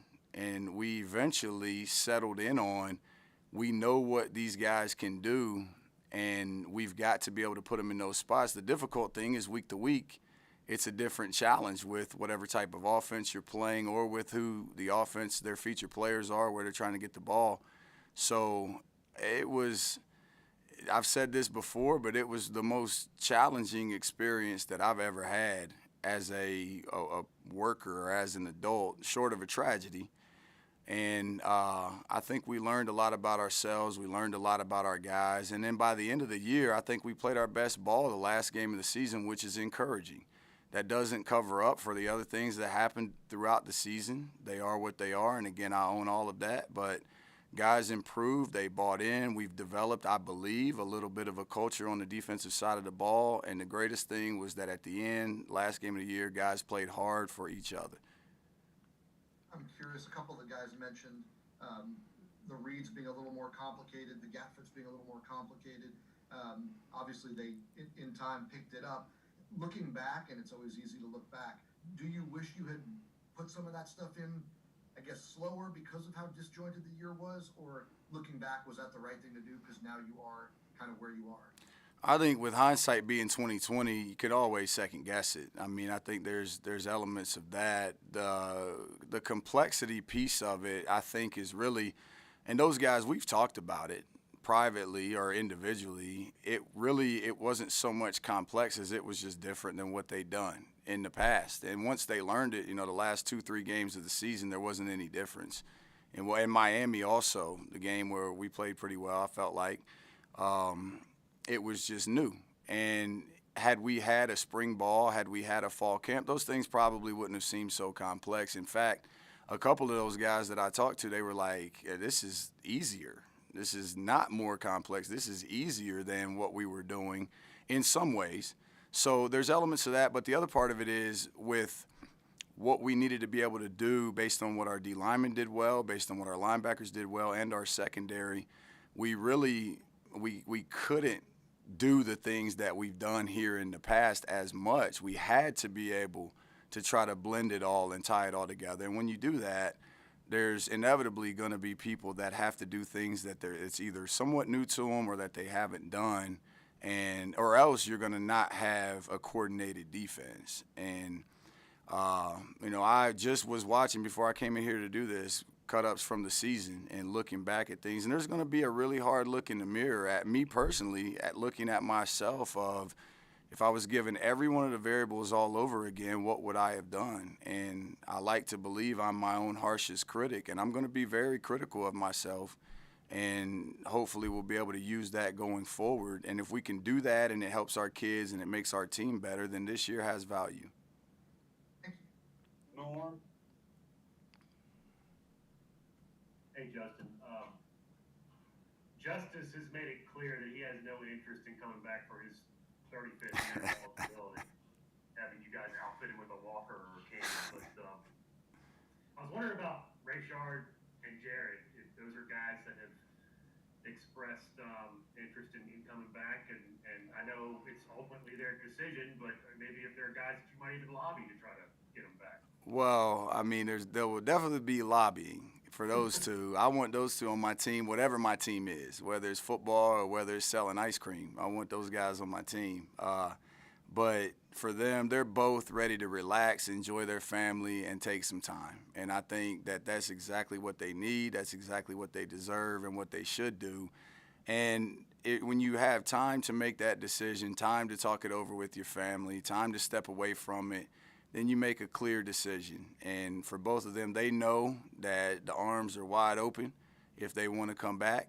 And I would love for them to be back. Now, I might have to put my recruiter hat on towards the end of this break and try to help that out. But if they want to come back, then they would do it for the right reasons. If they don't want to come back, then it would be also for the right reasons. Those two guys, since they've stepped foot in the door, have given everything that they have to this program and to their teammates. And I respect them so much, love them for it, and I'm so appreciative that they were here. I'd love them back, but that's going to be a decision with them and their families, and I respect it either way. Devon Taylor might be in a little bit different situation, being that it's his first year in you guys' program. Has he expressed desire to come back, or same type deal? Yeah, I mean, Dev is very similar, because I think by the time you've played that many years of college football at any level, it's a lot. But with Dev, he got here late July, if I believe, maybe early August, and he was in Zoom meetings on his own. He had to isolate or quarantine. And then Duke week, he ends up going out, and when he got back for BC, you know, all of a sudden he's playing safety out of necessity. And really throughout the year, every day for the first week or two that he was playing was like almost brand new teaching for him. And then over time, I think we saw that he settled in and developed into a quality player for us. In my own opinion, it would be beneficial for him to spend an off season here. He's got to know his teammates. He's much more comfortable. He's a quiet guy by nature anyways, but he's got a great personality. He's very mature, and he saw the benefit that he brought to this program. We'd love to have him back for it. Again, another one a decision with he and his family that they'll make, but he also knows that we got open arms. We welcome him back anytime. So hopefully they'll make that choice. And since he's local for me, the kid from Virginia Beach that you got ECU Duke, what did you see in him that was so attractive? Just kind of a scouting report on what he can do for you in the linebacker spot. I really saw a big athlete. I mean, he came for a junior day, one of the last ones, maybe the last one we had before COVID shut down everything and put us in a dead period. And like, we got the new coaches got a chance to see him and meet him, and you could just see that this is a guy who is a bigger person but has the movement skills of a smaller person. And then kind of just looking at the linebacker position for us, we need to have some young guys that are coming in that can give us some versatility. You know, we've got some guys right now, but they're getting older. And for him, he's a guy that playing out there in the 7.57, you've got to be athletic. Just about every game is played in space. He's doing that. We have a relationship with the high school coach. I've known the high school coach there since I was at UVA Wise. And then with Tavion having a good run for us, a couple other guys that way back, Steve Demasi going all the way back out there that I played with, speak very highly of him. Great kid, great personality, and the type of guy that historically Virginia Tech has had in the program that we have every incentive to do right by him, to give him an opportunity to create roles for him and to create a good experience so that he'll then go back and help us out there. Do you see him sort of initially slotting as like a nickel type, or is he a backer, or where do you kind of see him? You said he's got some versatility, I can know you. Yeah, we see him as one of those inside two to start off, and from there, the thing about those guys is that we got to play with it a little bit this year, but those guys, they play there. They bump out, play a little bit in space. They're blitzers, they're cover guys, they're man-to-man coverage guys sometimes. And then if you have some time to play with systems or to get into some looks that you like, particularly on third downs, then you have an opportunity to put those guys on the edge or to have a couple of them in there playing coverage, blitzing, disguising. So we feel like he can bring us some of that with his versatility. And then any time that your linebacker position can play man coverage on tight ends, that helps everything. And running backs, that helps everything, because now you can use DBs as blitzers, you can use DBs in extra coverage zones, or you can play man defenses that allow you to either get after the passer or to get double teams if you need them somewhere else. And we feel like that versatility at that spot helps us a lot. Is making further inroads with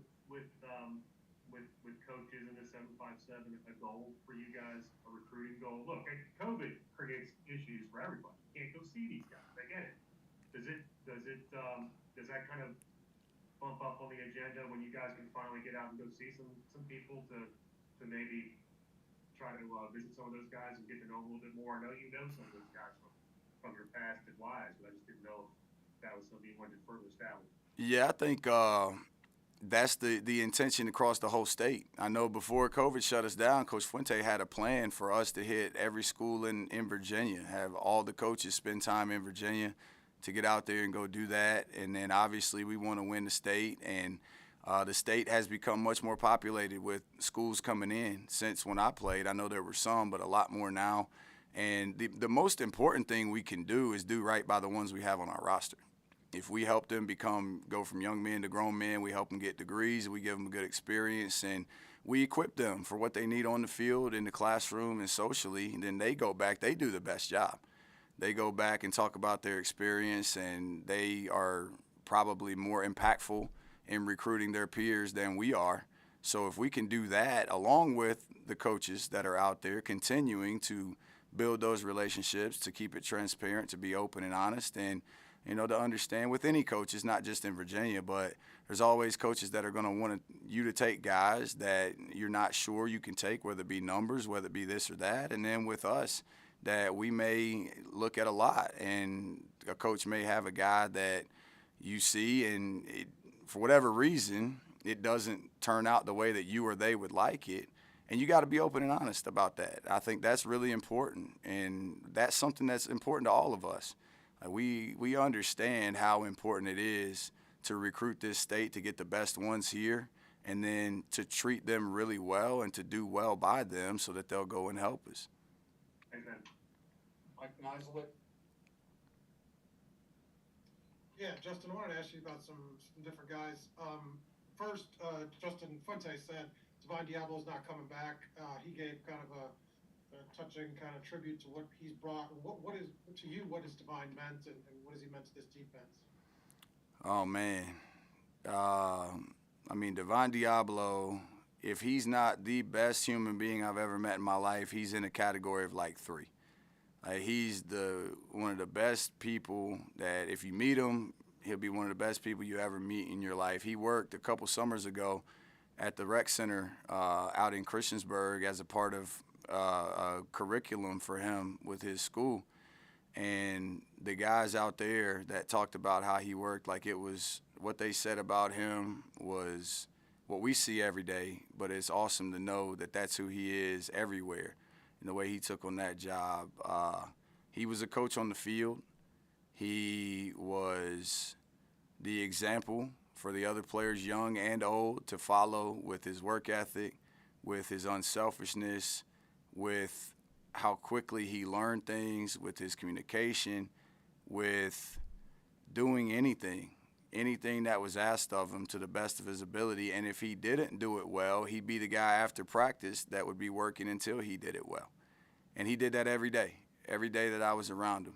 And after he got his interception, I was hoping so bad the other night that that'd be our last play on defense so he could finish it out that way. But I gave him a hug, and I told him I loved him, and, I had to, kind of pull back so I didn't tear up because, the guy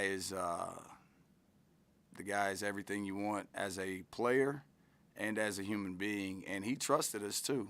There were some people that were kind of talking to him about maybe he should have gone last year. Maybe that would be the deal, and we had a good conversation about I feel like, my own opinion, that would be better for you. And Coach Fuente was a part of that, and he trusted us.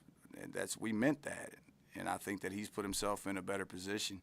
And for him, he's the type of guy that you want everybody that was in his presence to understand how he got to be who he was. He was born with a great heart, but he wasn't born a great player. He wasn't born a physical specimen. He's got natural gifts for sure. But he worked his butt off in every single way to get everything that he's gotten. And, I mean, he is what Virginia Tech is about.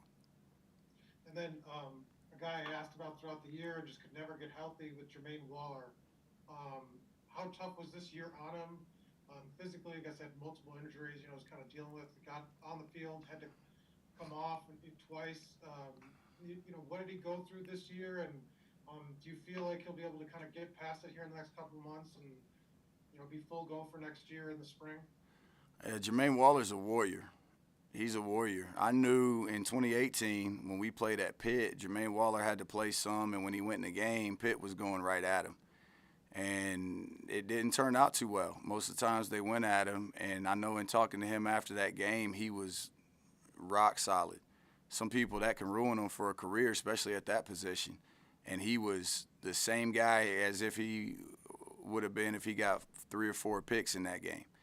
And I knew then we've got something in the mental makeup. And then last year, seeing his development and growth into this year, it was unfortunate. The North Carolina game, it was like that was just such a unique circumstance with the DBs and with what we had available and didn't have. And he was right there. He was ready to step on the field. And the guy really hadn't had a chance to practice or prepare since like July, August. But he was working. He was working with the strength staff, working with the training staff. He wasn't able to put the pads on and go practice, but he was ready. And he went out and he gave everything he had. And unfortunately, it set him back a little bit. And as you said, a couple games that he tried. I mean, he was out there. He was ready. But I think between the conversations with Coach Smitty, with Coach Fuente, with Mike Goforth, with me, he trusts us. And he knows that we want him to get fully healthy, that we know what he's about, we know who he is, and we love every bit of it. And he's a guy that if he can get back to being fully healthy, which I am asking me, not a doctor, but I think he'll be fine and be able to get back. And when that's the case, not only is he going to be a great testament to perseverance, but he's also going to be a leader. I mean, he's a natural-born leader. He doesn't say much, but what he does say is no nonsense. And you can trust what he says. He trusts what we say. And I think the story's going to end really well for him. So you recommended to pull him back a little bit just so he didn't kind of hurt himself more at the end of the year, just not risk it? And not even so much that. It was that, it was going to be the same song and dance. And it was not just my decision. It wasn't actually, I didn't have anything to do with the decision. It was him listening to his body and knowing that if he kept going out there, which mentally he could, he was mentally strong enough to keep going and trying it, but he knew that it was, or at least he felt like it was probably going to be, he would take 2 steps forward, 1 or 2, 3 steps back, and it was going to be the same thing because he just didn't have enough time where he could physically get ready for what a season demands. But he was here, he was around his teammates, he was there, he was supportive, he was communicating, he was listening, he was learning. And I'm sure that he was doing a lot of supporting outside of the building that we didn't see. And then he was right in the locker room after the game the other night. He made a point to be in there and to be able to celebrate with his teammates because that's the type of guy he is. But I know that he's hungry to get fully healthy, to have a chance to prepare and get his body ready for what it takes and then come do it. Well, and with him sidelined, you had Dorian Strong. You had to rely on him, a freshman who came out of nowhere kind of, recruiting-wise and lands with you guys, but then starts almost half the season. What can you say about him as a true freshman and how he played, and then just, what you see for the future for him? Yeah, I mean, Dorian is a great kid with a great family. In meeting them through the recruiting process, you could see that he had a good structure around him, and you also can see that physically he's got some tools, but he needs to develop some. And that was kind of the thought as he was coming in, was that when he can develop physically, he's going to be almost a specimen so to speak. His dad is an actual bodybuilder. I mean, dad is like really yoked. And you saw length, you saw athleticism, you saw a guy that at the camp we had him at, he was playing DB and he played wide receiver. He did both well. And you saw a great kid. I mean, he was a great kid. He was awesome to be around, awesome to talk to, and fun to spend time with. So it was very encouraging. This year, when he stepped out there, really the first thing that you saw was it's a true freshman. He's still trying to learn a lot about the game, and that's a tough position to do it at. But he has very good – his length is good, his speed is good, and his ball skills, his radius and being able to play the ball is good. And he's a willing tackler. He's not fearful. So with that, I think the important thing is that he understands that he accomplished a lot this year, but there's a lot left. And the last thing I told him in the locker room was that, hey, man, you had a great year. It was awesome to see, but you've always got to stay humble and stay hungry. That's the biggest thing, is be humble and be hungry. If you'll do that, then you'll continue to develop, and I think it's going to be the relationship he has with Coach Smitty is a good one. And guys like Jermaine Waller will be really good. Guys like Jamari Connor will be really good to help him continue to work and grow and develop. And I think he'll watch this season and say, I did some good things, but there's a lot more I could have done, and I want to be able to do that. Thanks. Aaron? Hey, Justin, Coach Fuente said earlier today that it was really a tough challenge to balance the need for practice, which you touched on earlier. The guys needed the practice, but also the rest during the 9 weeks. Are you encouraged that some of the best quarters of defense we saw this year were a couple quarters against Clemson, a game against Virginia, where the guys seem to have been rested? Yeah, it's definitely encouraging. I mean, for me, looking back at the Clemson game, that during the bye week prior to that, that's when I kind of felt like these guys are really turning a corner, not the corner, but turning a corner towards the buy-in or the investment to playing really, really hard for each other. It was like that things started to click with that. And then obviously getting a bye week to be able to recharge is helpful. But I think that even though one of the things that I found interesting was defensively, we feel like we played all right against Clemson. Guys definitely played really hard. But the final score of that game was the same final score as the Duke game last year. And the Duke game last year and the Clemson game this year, as far as there's no moral victories, but when you assess what just happened, when you watch the film, guys had a different feeling about it. And, you don't want to always be happy or whatever with a 45-10 loss, but when you see that it was a battle, guys played hard and played well, caused some things to happen, then that propelled us forward into the last week of the season, where guys continue to build on that, and that is very much encouraging, to answer your question. And I think now it's taking the good parts and the parts where we need to get better, and it's showing the capability, what we are capable of, but also showing on the flip side of that what we can be capable of, and where the difference is consistency. And that's consistently how we prepare mentally and physically, and consistently how we prepare week to week when we're in a season. But I with Coach, talking about balancing the practice, I don't know that there is any type of blueprint or a manual on that. And I thought our guys responded really well. I think they gave us what we asked them to give us, but it was good. At the end, it was good to be able to see guys finish strong. We talked all week about finish the race, and they did that. Andy, you had a follow-up? Yeah, Justin, just looking at your defensive end signings you've had the last couple of years, it seems like you've gotten a lot bigger with those positions. Cornelsen's a big guy. Mateus Carroll is like that too. His dad's like 6'9". I don't know if he has any eligibility left. But what do you think of those two and how they fit into what you're trying to do from that end spot? Well, Matthias, he actually goes by Stretch. So to talk about the length, but with Stretch, in the recruiting process, every single time we talked to him, it's like he was taking a break from work or he was getting ready to go to work. Like all he did was work. And he worked doing jobs that were really servant jobs at a grocery store, supermarket. His family got to come here for a junior day. They got to meet our new coaches, and it was a good blend. And he was very meticulous in picking the school. And he's been also very vocal for recruiting the right type of people here with us as a part of the class or as a part of going forward. And we're very excited about the maturity that he brings and physically with what his ceiling can be as he continues to develop. He's a smart kid, and he's a hard worker.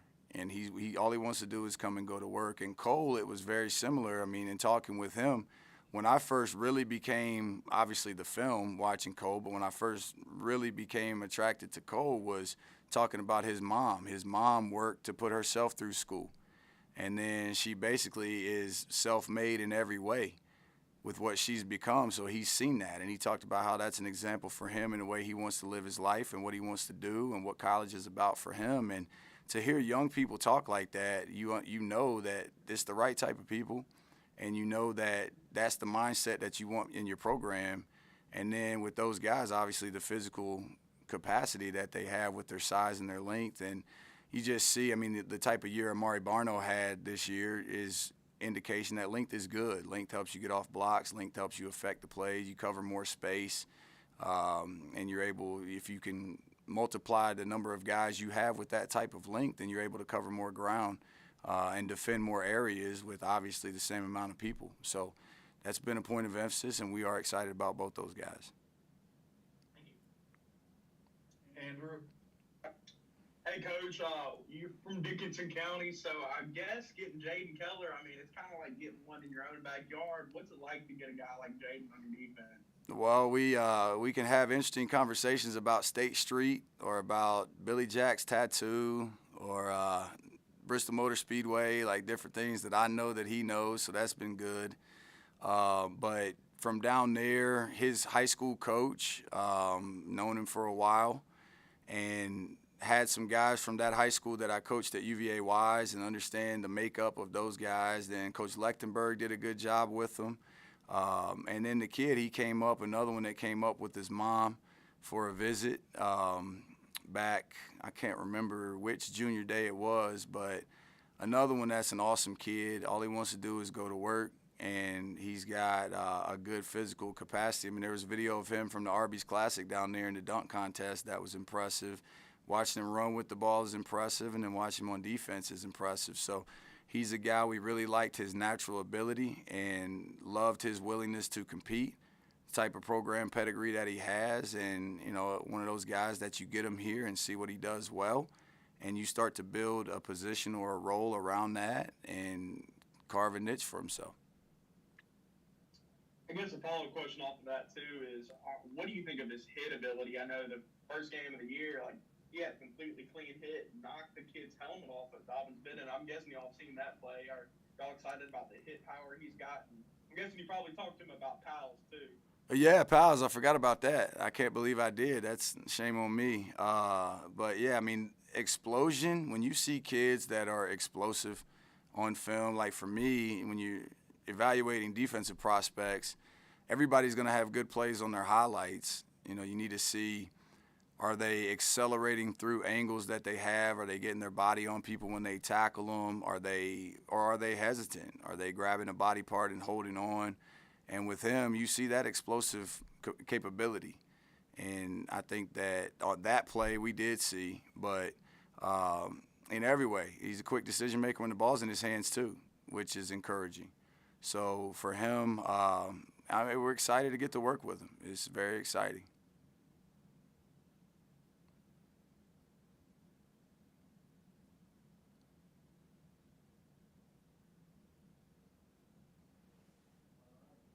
I'll ask another one if nobody's going to ask. Josh Fuga, guy who didn't get to play as a freshman. A couple of opposing coaches mentioned him as somebody that caught their eye. What did you see from him this season? A guy that was coming into it as, he's very passionate, and he wants to be really good, and he plays with that type of passion and that type of energy. He's a guy that, as he develops his skills, and he's big too. So having a guy in there that's hard to move is good. What I see is that he did a nice job for us, and he has plenty more that he can do.